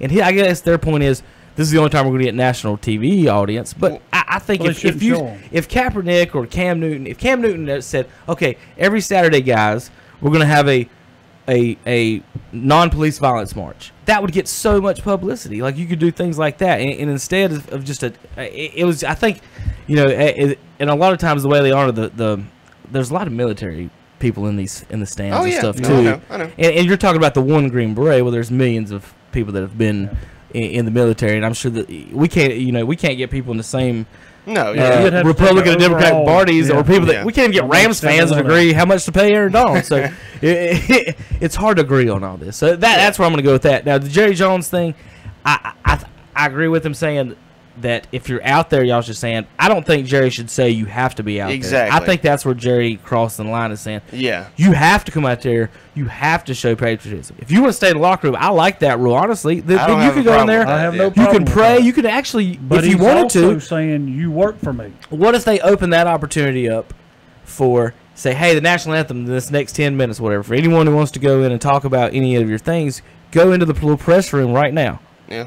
Y'all can go in there and talk about whatever you want in the next 10 minutes while we're out here doing the national anthem and bringing the flag and doing all this other stuff for the players that don't want to. There's all kinds of solutions there. I just wish people wouldn't take it from, and just like in politics, if I don't like something you don't like, well, now I'm evil. So, I mean, come on. Yeah, no, there's nuance. Yeah, there's nuance to everything. Well, my whole thing is like you guys were talking about. If I'm going to any sporting event, I am not paying however much money I'm paying to listen to the national anthem. I'm not. I'm there to watch a game. That's very true too. I don't. And my whole thing, that's really just it. I'm not paying money. I don't care what you do with that. Like, you're a human. You're an individual. Go do whatever you want to do. But at the same time, you're not getting paid to go stand out there and listen to the national anthem. You are paid to go play football. That's my whole deal. To say, go back in the back. That's fine. I don't care about that. That's perfectly fine. But don't be mad at people because they realize the platform that they have. Right. And yeah, obviously you would have good publicity if you go do stuff during the week, but you're not getting near the number of people listening to you, watching you as you do on Sundays. You just don't. Well, that's the thing, though, in Carson. I guess you see it from, like I said, so many different political sides of the angle of, like, if you go to a play or you go to somewhere else, are you there to see the play, or and all of a sudden the actor walks out on the front of the stage and starts giving a political speech about something, and you're like, well, I didn't pay for that. Well, I think that's what it is, and that's what a lot of people are mad at ESPN about is that how far do you go into the politics of stuff instead of the sports stuff? Because a lot of times, I thought we had gotten to the point where early in the late, I'm going to say it 9/11 changed everything, the way people acted. In before, because you was at a point where you just went about your day, happy go, look, whatever. You're not worried about all this little stuff like this and everybody's little opinion. And Twitter, and I think the Facebook kind of volumizes all that stuff too. Is when they do it, I do it for one reason, and I do it for the respect for all the guys who have died for us. Mm-hmm. And then people totally see that. And nobody has ever come out and say this is disrespecting soldiers or anything like that. That's the thing that people. I think the people that say what Terry that says Carson is that they don't understand why are you kneeling to the flag when that's pretty much for the most part what that's supposed to mean for that time that event. That's just I mean that's like if they had a moment of silence and for everyone, and then someone just started yelling or something. I think that's kind of the point of all. I don't know. Anyway, let's get back to the Cowboys. Sorry, receivers. Sorry, Terry didn't want to talk about the Cowboys, so he just started talking about flags. There's no sorry. Hold on, listen, Terry. It's no worse than what the Panthers have. Terry, who's their? Yeah, exactly. Well, I mean, it's they're no both going to win 5 games. Cleveland's got. They're going to win more than 5 games. Well, see, here's the difference. Okay, including the preseason, they'll win more than 5 games. Who's going to make somebody better? This is how I look things. Your quarterback's going to make guys better. Cleveland has. I'm glad you say that. Quarterback. What do you want to make anybody better? Whoa! Back up the bread truck on that one. Well, I'm sorry. Of the Panthers, Cowboys, Browns, and maybe even the Rams. Whoa, wait a minute. What are we getting into here? Which team had a quarterback that won a playoff game last year? For that team. Yeah. No. No. That's not what I said. Well, that's the between the Browns, the Panthers, the Cowboys, and the Rams. Hey, I'll throw the Redskins on for Hunter. Between those 5 teams, Terry, you just said what are the words that just came out of Terry's mouth? I did. He just said you need a quarterback.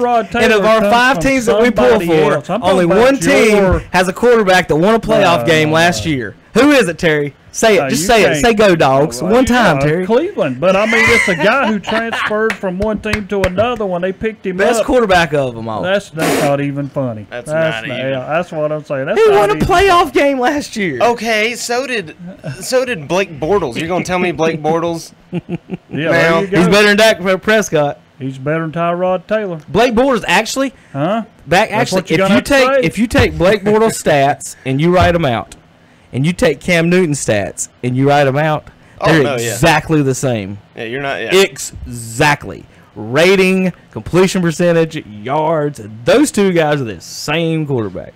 But hey, Terry, you made my point. You need a quarterback. So let me ask you a couple other questions, Terry. Now don't go on a rant here. We can't. You done spent 20 minutes wasting my flag time, so I could ask you questions about how bad your Cowboys are. Now. Like I said, between those teams, who had the quarterback that won a playoff game last year? So we answered that one. Now, between the Panthers, the Cowboys, and the Browns, who's got the best wide receiver group? You do. Cleveland does. 2-0 on this fight. Yeah, I agree. All right. And you're 0-16, and you had a parade. Now, wait a minute. Hey, great job. Hey, I'm glad you said that. Great job. In the last 23 years, who's had more parades, the Browns or the Cowboys?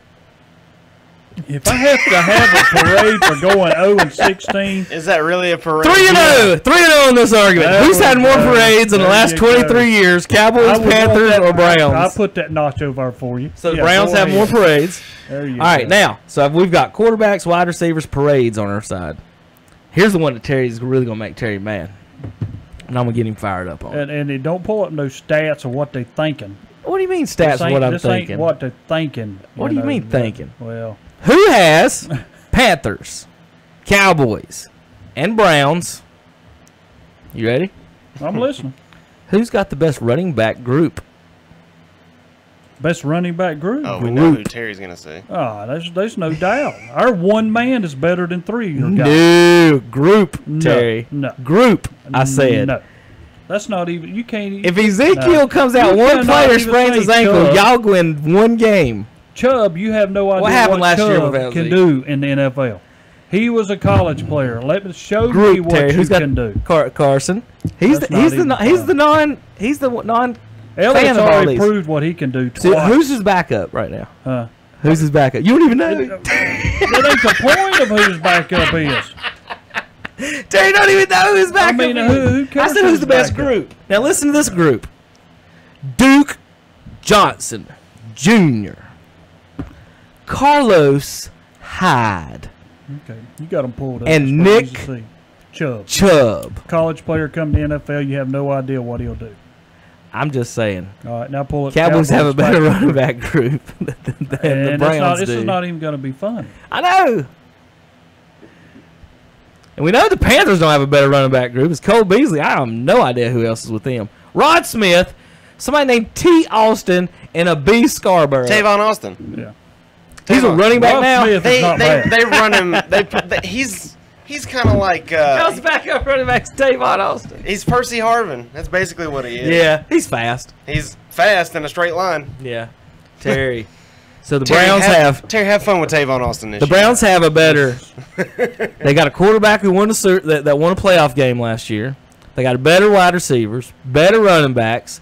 How about tight end, Terry? Who's got better tight end? Oh man, y'all do. Okay, so we got better tight ends. You do. Now, who's got the better quarterback? Who's got Dallas? No, Tyrod Taylor is better than Dak Prescott. Until Dak can win a playoff game, I will not give away into that at all.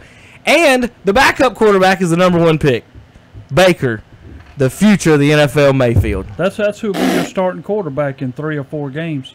Here's my prediction. Tyrod goes 3-3, sprains his ankle, then Baker runs the table to the AFC Championship game where Nick Chubb fumbles and the Patriots go to the Super Bowl. It's like I put out on my tweet, until y'all win 1 game, then y'all should be happy. Then let's see if we can win 2.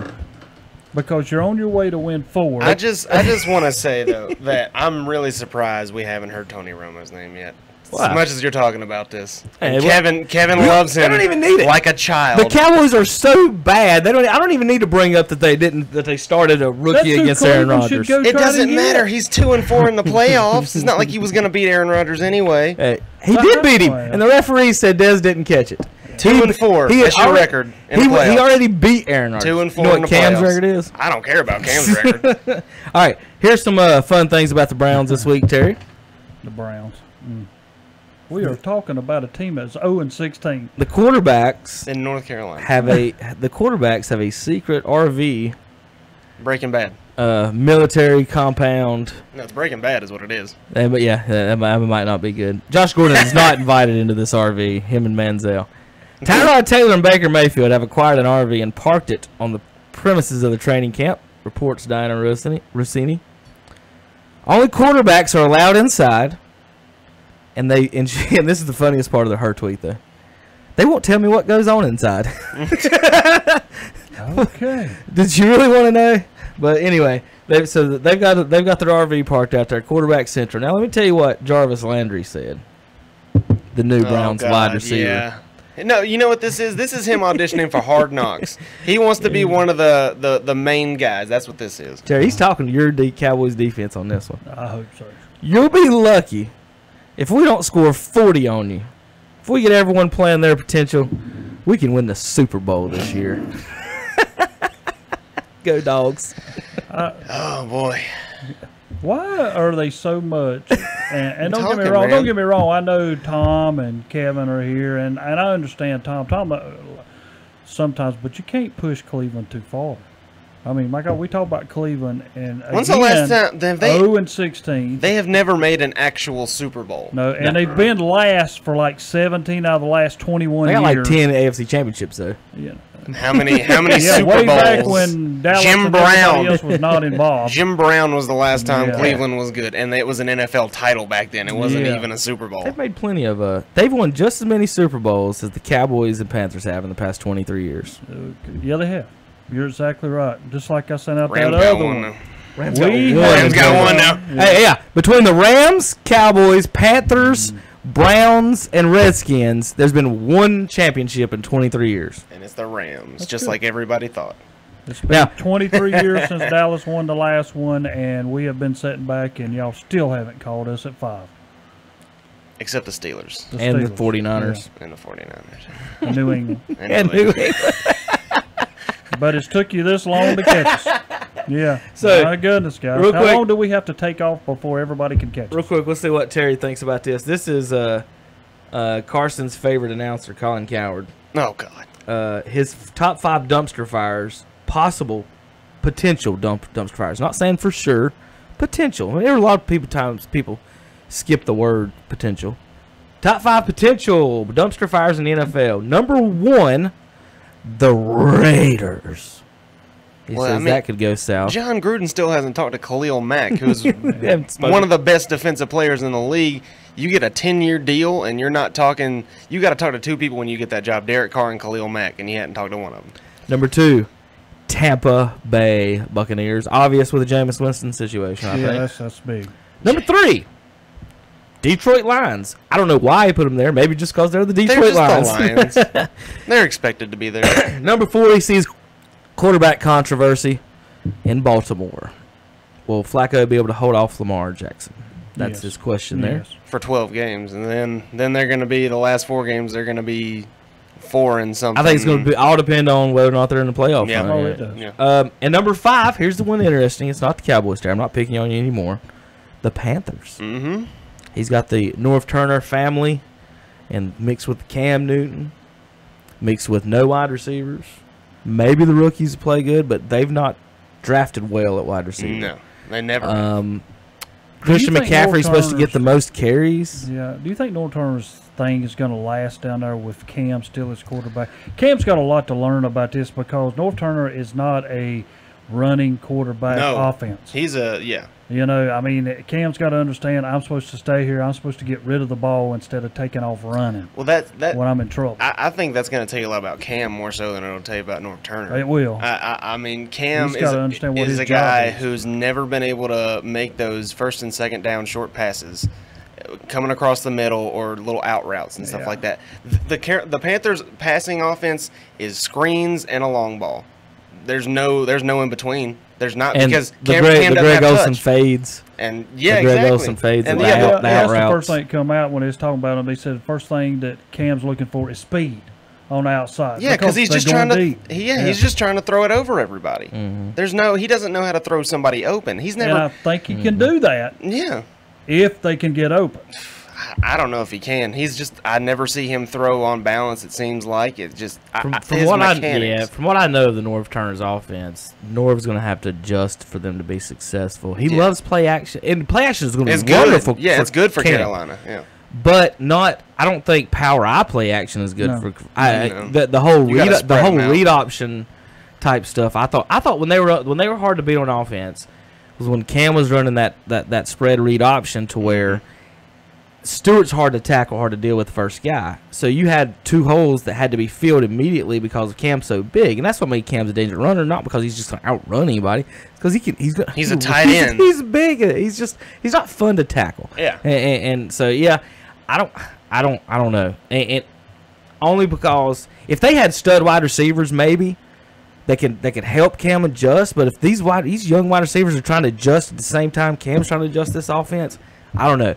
And the defense is only going to go as far as Luke Kuechly's concussion stands up. Yeah. I mean, honestly, I don't want to be like that, but I mean, he needs to retire. He's had what 3 or 4. 3 in 3 years. And last year at the game, right, he came back and he got hit in the face, and his whole face was bleeding out, and they didn't take him off the field. And I'm just really worried about how that's going to go going forward. Exactly. I mean, I'm the same way. It's not like Luke Kuechly is the best linebacker in the National Football League. He's one of the best. He's a top 5 defensive player in the National Football League. But he needs to stop for his own good. Yeah. To be quite honest, and it's something that, I mean, I'm not a Panthers fan, but you want to see a great player play great, but you also don't want him to end up like all these guys from the 70s who, I mean, killed themselves, do crazy things. Steve McNair and all. I mean, not Steve McNair, but I mean, It's been happening recently and stuff. Well, I mean, yeah, but I mean, you see it. You got Larry Fedora running his mouth like a moron. I mean, that's just it's. I mean, and you know, there are people who would complain about if football eventually turns into a flag football. Well, guess what? You're going to have guys whose careers are going to last a lot longer, and you're going to have guys who aren't killing themselves in their later years, like Junior Seau, and like you said, a lot of these guys. Real quick, we got to go. My comments on the whole football helmet, the concussion and everything, real quick. I know this is 1 minute. I could go on for 20 minutes on this. Yeah. But as a professional athlete, you're getting paid. I do not care one iota that you're hurting yourself. Same as a boxer or anyone else. That's what you're getting paid to do. You have insurance. You got all this money. That's fine. The question is when Nick Saban's making $11 million and these kids are getting concussions. He makes the question he makes as much money in a week as a senator does for the state of. He's the highest paid government official in the state of Alabama. I'm glad you said that. I think it's 48 of the 50 states, Carson. The highest paid official is a basketball or a football coach in America. And so you sit in teachers, you start complaining about where your money is. Hey, because the college football coach is making $11 million. Why don't you complain about that? I bet if the teachers of Alabama went and protested that. I mean, if you're Nick Saban, and like you say, you've got $11 million, would you be all right with throwing $5 million to go pay your players? Yeah, and we'll talk about that in a minute. We got to get a double break, and I've actually got those stats up, Carson, to bring that up in just a second. We got to talk push-up coaches, how much they're getting paid. Oh God, and other more. All right, JP, let's go to a break. KTCBroadcasting.com. We're going to talk about. Come back. We got NBA, NFL, NBA, NASCAR, Major League Baseball, and college football all in 30 minutes or 25 minutes. So be back in a minute. Bye. Get ready to explore America with an incredible new RV from Campers NRV of Kings Mountain. We're celebrating our country this July with our Keys to Freedom RV sale. Find unbelievable pricing on top brands like a 2018 Forest River Acadia 29 LT with single slide and double bunks, just $17,495. These deals won't last long. Visit Campers NRV of Kings Mountain to pick up your keys to freedom today. We are the RVer's trusted resource. Exit 8 off I-85. Thinking about making it 3 wide for the race lead. The NASCAR Xfinity Series. Pushing her across the line is Cole Custer. Literally nose to tail. NASCAR's rising star. Ryan Truex makes a move on Daniel Hemrick. Square off at the Iowa Short Track. Truex on the move in the last lap and a half, and he's got a lot of unwanted company. The U.S. Cellular 250, presented by Rasmussen Group. Saturday at 5 p.m. on the Motor Racing Network. U.S. Cellular 250 this Saturday, July 28th at 5 p.m. on Carolina Country, 1590 AM WCSL, 92.3 FM, and online at ktcbroadcasting.com. For 2 days only, July 27th and 28th, Hometown Hardware in Kings Mountain is having an American Legion Baseball special on the Traeger Junior Elite 20 pellet grill with 300 square inches of cooking area. Great for small households, traveling and tailgating. Right now, you get the Traeger Junior Elite 20 pellet grill, a grill cover, a bag of pellets, and your choice of rub. Regular $510.46, but now 2 days only, just $429.99. You save almost $100. 2 days only, July 27th and 28th. Do like I did. Get a new Traeger grill at Hometown Hardware, 110 South Railroad Avenue, Kings Mountain. Hi, I'm Calvin Hastings for Renato Auto Mall Smart Service. What smart service, you say? Smart service is, to put it simple, speed, quality, and competitive pricing. Renato Auto Mall has brought back many of the old-time quality procedures and added some more. You get fast service oil changes, plus tire rotation, plus lube, and then they'll clean your glass and give your car a wash, all while you wait. Now that's smart service, speed, quality, and competitive pricing at Renato Auto Mall, where you get service at a high level of efficiency and speed. Located at 4423 East Dixon Boulevard in Shelby, right below the Cleveland Mall. Summer travel is better than ever at Red Roof. This summer, earn a free night by staying 3 separate times at Red Roof. That's right, stay 3 and get 7,000 Ready Card points at Red Roof from June through August. Hey, 7,000 Ready Card points is plenty for a free night at the more than 500 Red Roof properties across the country. And the Red Roof loyalty program, Ready Card, is the richest in the industry, rewarding members with free nights for only 7,000 points and plenty of exclusive offers and services. So sleep easy and spend less with Red Roof. Summer is here, and Red Roof is making it easy to get away. See redroof.com for rules and restrictions. Play ball! The 7th Inning Stretch Festival is back. presented by Bob Webb, Homestar Financial of Shelby. Join us August the 11th when we bring all the fun and excitement to Uptown Shelby. There will be activities for all ages. The 5K run starting at 8 a.m., sponsored by Asphalt Pavement of Shelby. Register by August 1st and receive a free t-shirt and race bag. Half of the proceeds will go to the family of fallen Shelby police officer Tim Burking. See the Little Miss American Legion World Series pageant at 10 a.m. in the Don Gibson Theater. And the festival starts at 3 p.m. with interactive kids zone with large inflatables, sponsored by Nissan of Shelby, the North Carolina Department of the American Legion Cornhole Tournament, YMCA Interactive Baseball, Golf and Basketball, Carnival food trucks, vendors, and free concerts starting at 6 p.m. by Daryl Harwood, appearing on the American Inn hometown stage. Dirty Grass Soul, sponsored by Settle Heating and Air, and Randy Owen of Alabama, sponsored by Cherokee Auto Sales. Bring your lawn chair and blankets and enjoy the show. The 7th Inning Stretch Festival, Saturday, August the 11th in Uptown Shelby. Visit 7thinningstretch.cc for a schedule of events and sponsors. Get ready to explore America with an incredible new RV from Campers Inn RV of Kings Mountain.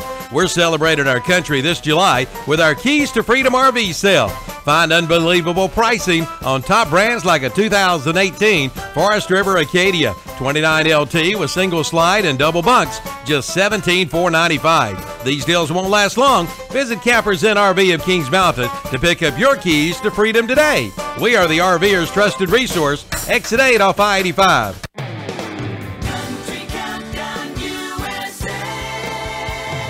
I'm Lon Helton, inviting you to join me as I count down the week's top 30 with my co-host Kenny Chesney, who's having a lot of fun on the road with Thomas Rhett. I get a text from him every afternoon now. Can I come set in the ice? That's been something fun to watch this year, because it is a real measure of human behavior to see somebody get in there. That's Kenny Chesney this week on Country Countdown USA. Country Countdown USA with Lon Helton, Wednesday afternoons at 1 o'clock on Carolina Country, 92.3 FM, 1590 AM, WCSL. Online at kdcbroadcasting.com.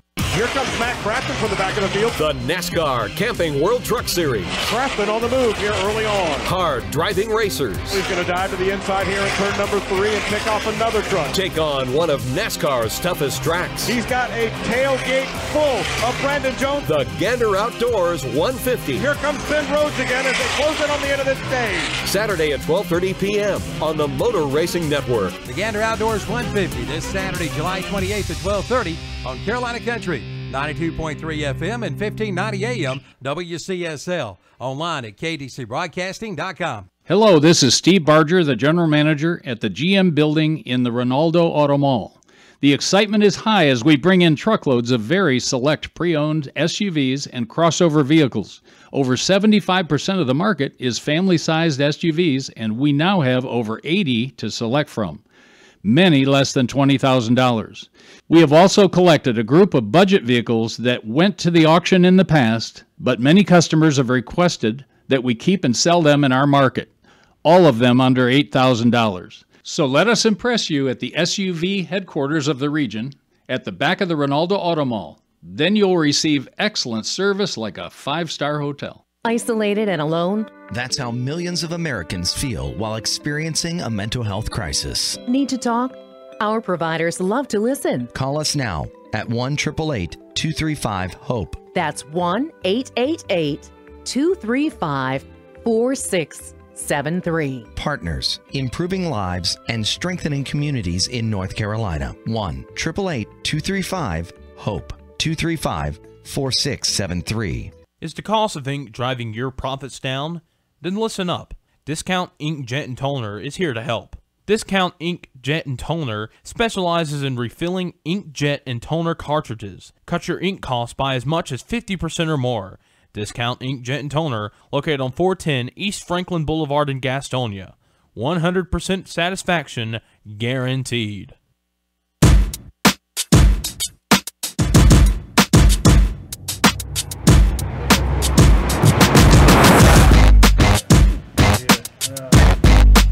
Get in trouble. Putting my cousin Zach's listening on the radio. I'm talking to the in-school suspension in charge of West Lincoln, making sure your daughter hasn't been in trouble. Terry says no. No. Gabby's, my niece Gabby Mayhew's birthday was this week or last week or. Wow. Dude. Wow. We've got every girl in our family in July.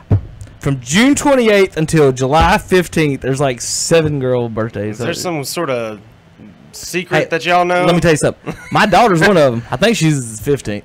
Good Lord. Wait, 9 months before 9 months before July. July, that's the month, huh? That's October. All right.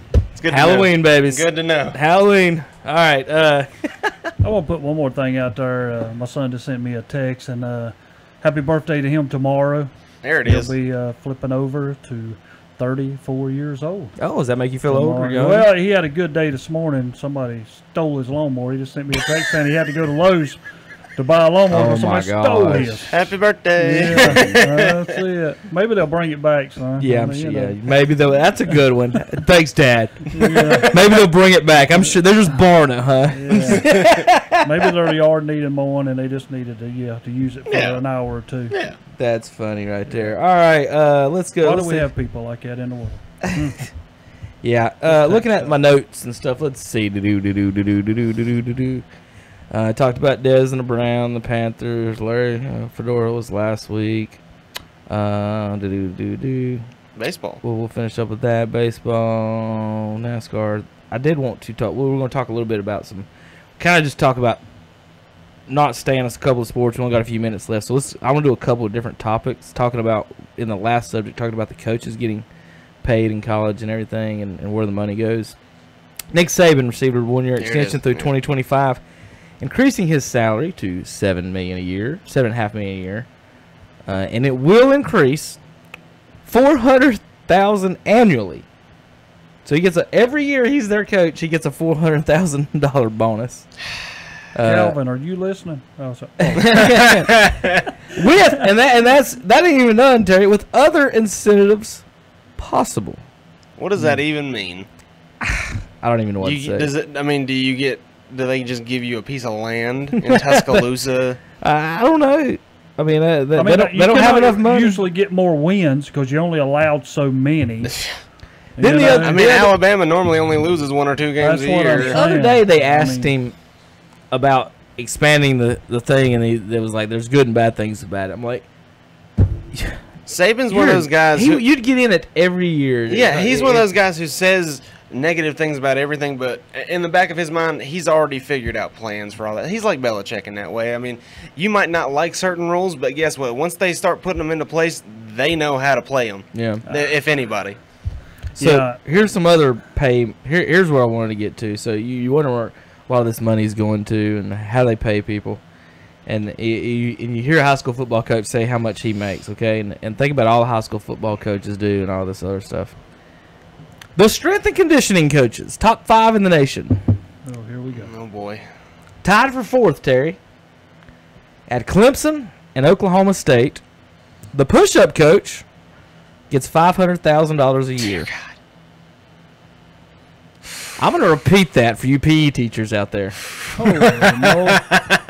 The push-up coach / strength and conditioning coach the guy at who yells, Clemson. The guy who yells at you in the gym. Not the one that carries the football. Not the one that makes the tackle. Not the one who builds all the muscle. The one who tells you to pick up stuff. Pick things and up yells at you for not picking up stuff. Gets paid $500,000 a year at Clemson. I told all them high school coaches they were teaching the wrong stuff. Yeah. Y'all got to learn proper push-up technique.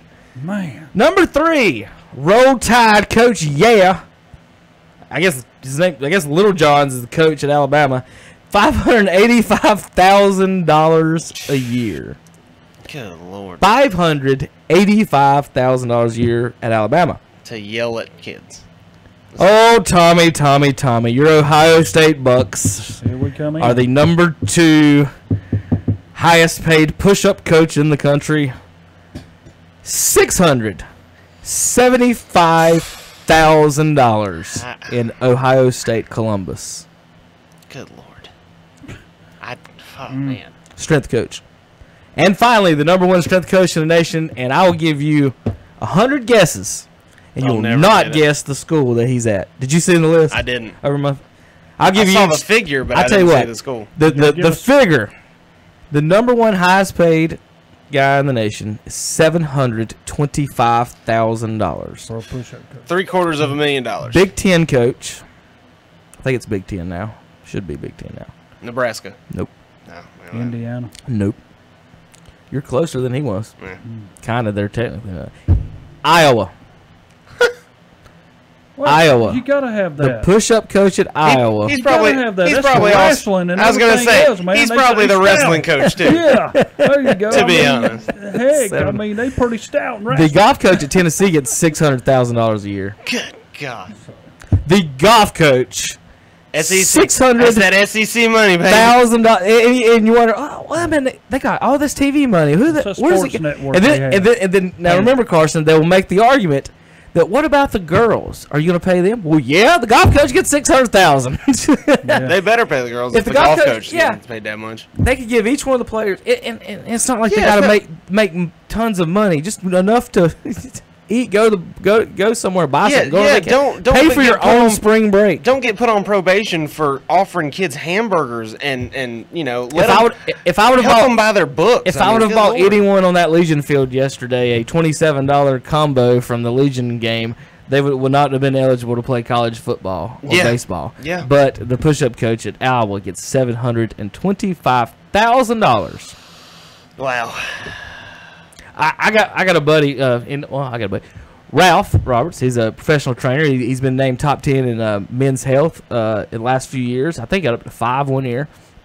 He I don't know how much he makes, but I'm about to send him a message here in a little bit telling him he's don't apply make enough. Iowa. Yeah, that's right. Whatever you're doing, Cardi, buddy, just just go apply for one of them making $400,000-$500,000. Is that not crazy? Well, that's what I mean, and that's what AJ Blue does now at Carolina. Yeah. He's a strength and conditioning coach, and I mean, I don't know how much that he's getting paid. well, he's a government employee, so you can find it. So yeah, I know. Carson's exactly right, and we talked a little bit earlier about it was 48 of the 50 states. The highest paid government employee official, is a football or basketball coach. North Carolina is Roy Williams. So there you go. I think it's $2.5 million or something like that. But he's got a lot of bonuses and Nike money that he gets. He does. He gets paid about Jordan 4 times more than he that. Gets Jordan money, not Nike money. Jordan money. And Jordan money, and people want to talk about the brands and stuff. Go look at how much the Jordan brand sells. Jordan brand alone is, I think, 3 times more than all the other brands combined. Mm-hmm. So just that alone. All right, a couple other things. Speaking of Jordan brand, the Jordan brand's dropping Kawhi. Yeah, well, they're not re-signing. Not re-signing him. So is he going to be a New Balance? They're trying to get in. They're trying Puma's to get getting in. Gordon Hayward is apparently, tops on New Balances. I mean, Terry Rozier went to Puma the other day. I mean, The Chinese group's got some shoes too. Klay Thompson's got Chinese shoes. Yeah, he's got someone else. Anta's. I mean, D Wade's got those. It's like Li Ning or something like that. That's who makes his shoe. And I mean, you saw a Chinese team tried to give him a 3-year, $25 million contract, which is way more money than. I mean, if he stays, he'll take it next year or the next. I think.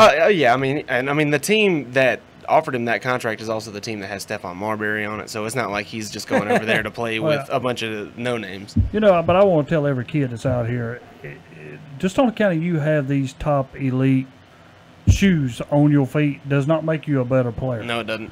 It can help you some, maybe, with stuff, but I'm going to tell you, it's no better than having Cougars, British Knights, or whatever you want to have on. That does not make you a better player. And Terry's right. I played basketball my whole life. I've been to all these camps, all these things in my life. And, I saw all kinds of kids with Jordans, and I had Jordans too.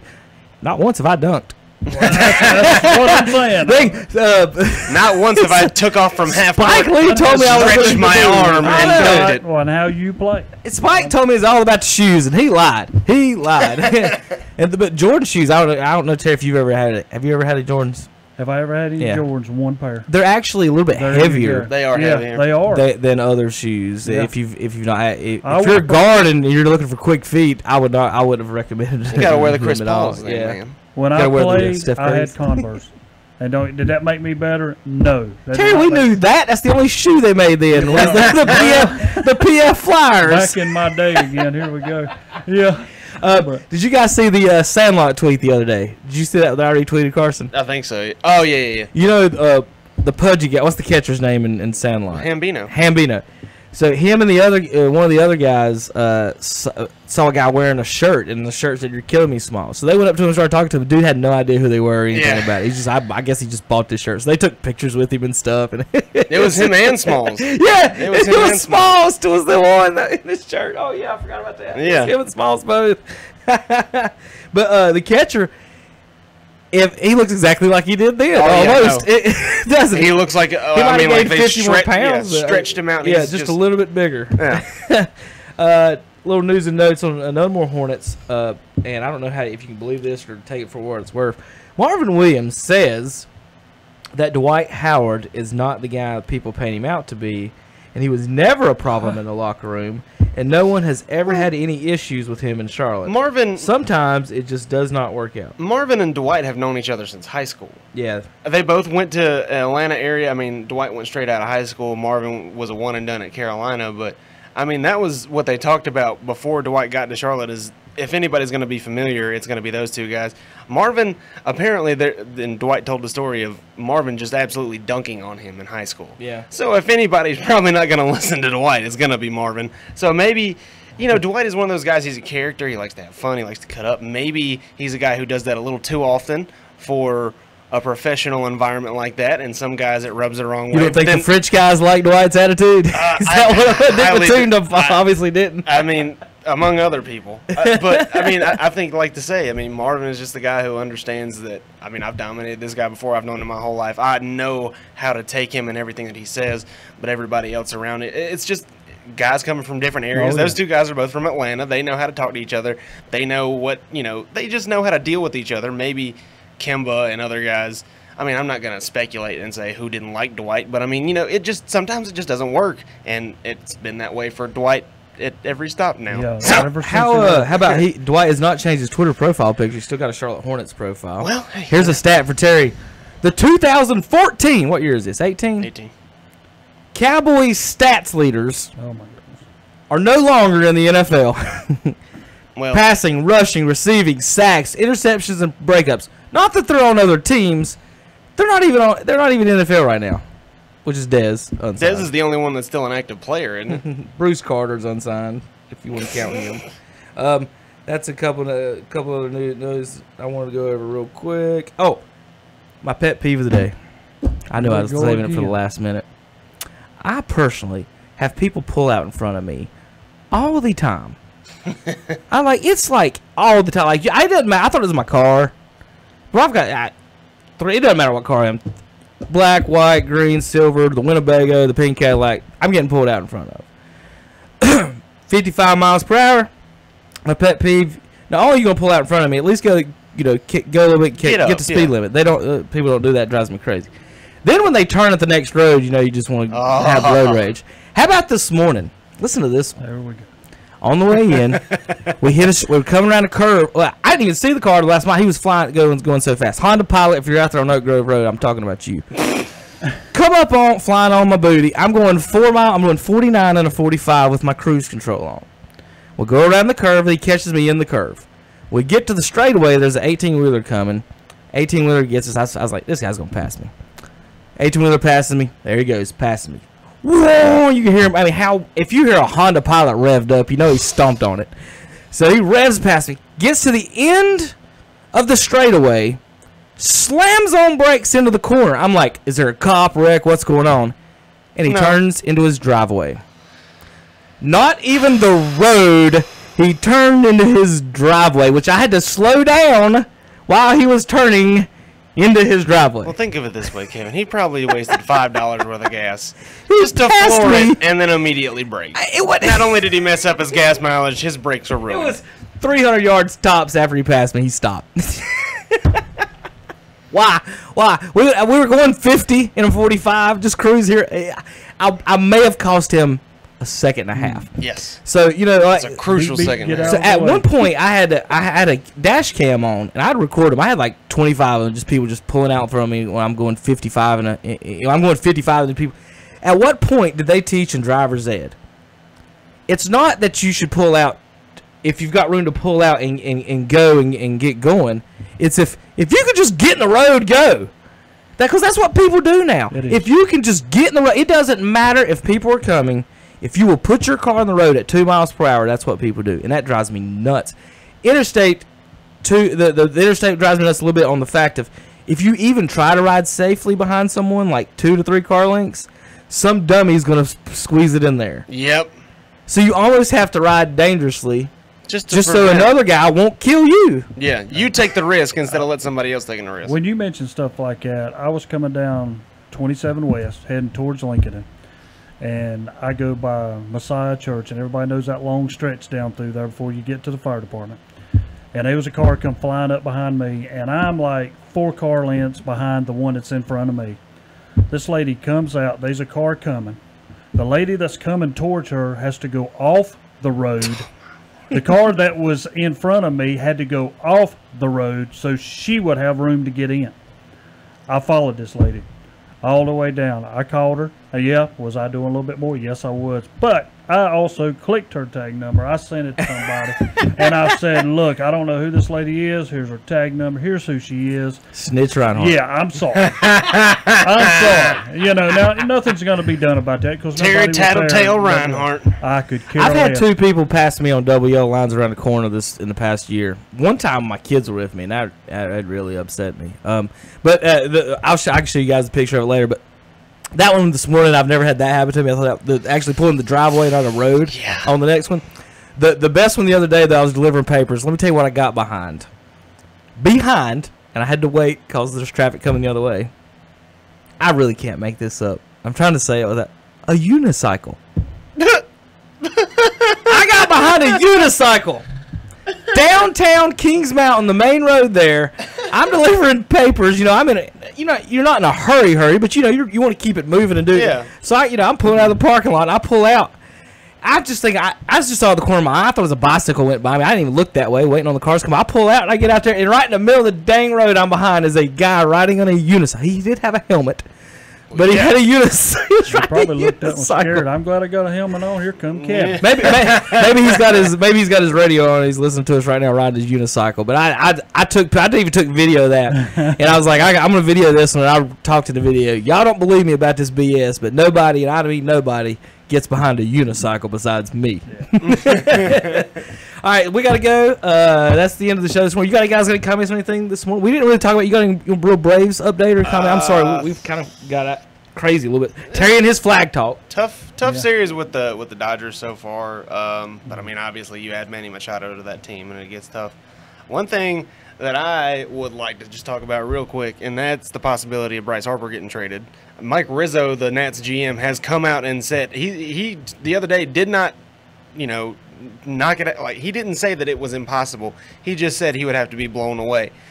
And I mean, really, now you see, I think baseball GMs are starting to wise up, because you remember back in the day, you got guys like Jeff Bagwell and Craig Biggio off of player to be named later kind of stuff. I mean, where you were getting relievers for 2 months and you're giving away some prospects that turn into great players. Now, I mean, Manny Machado was a 5-for-1, 5 prospects for 1. But Brad Hand for the Indians had just about the same haul for him.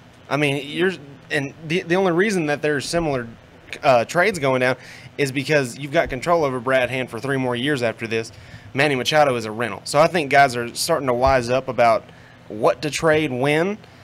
But Bryce Harper, I mean, could you imagine Bryce Harper being traded midseason? I mean, there's no way that the Nats can get back a return on that guy, right? There's no way they get anybody who can make up for that. I mean, and I'm somebody who, I'm a Braves fan. I don't like Bryce Harper probably as much as anybody. But, I mean, at the same time, you're not going to get there's no way you get an asset back that's nearly as good as Bryce Harper. You might need 3 or 4 guys to make up for his numbers, and you might get those guys, but even that's not even close to being guaranteed.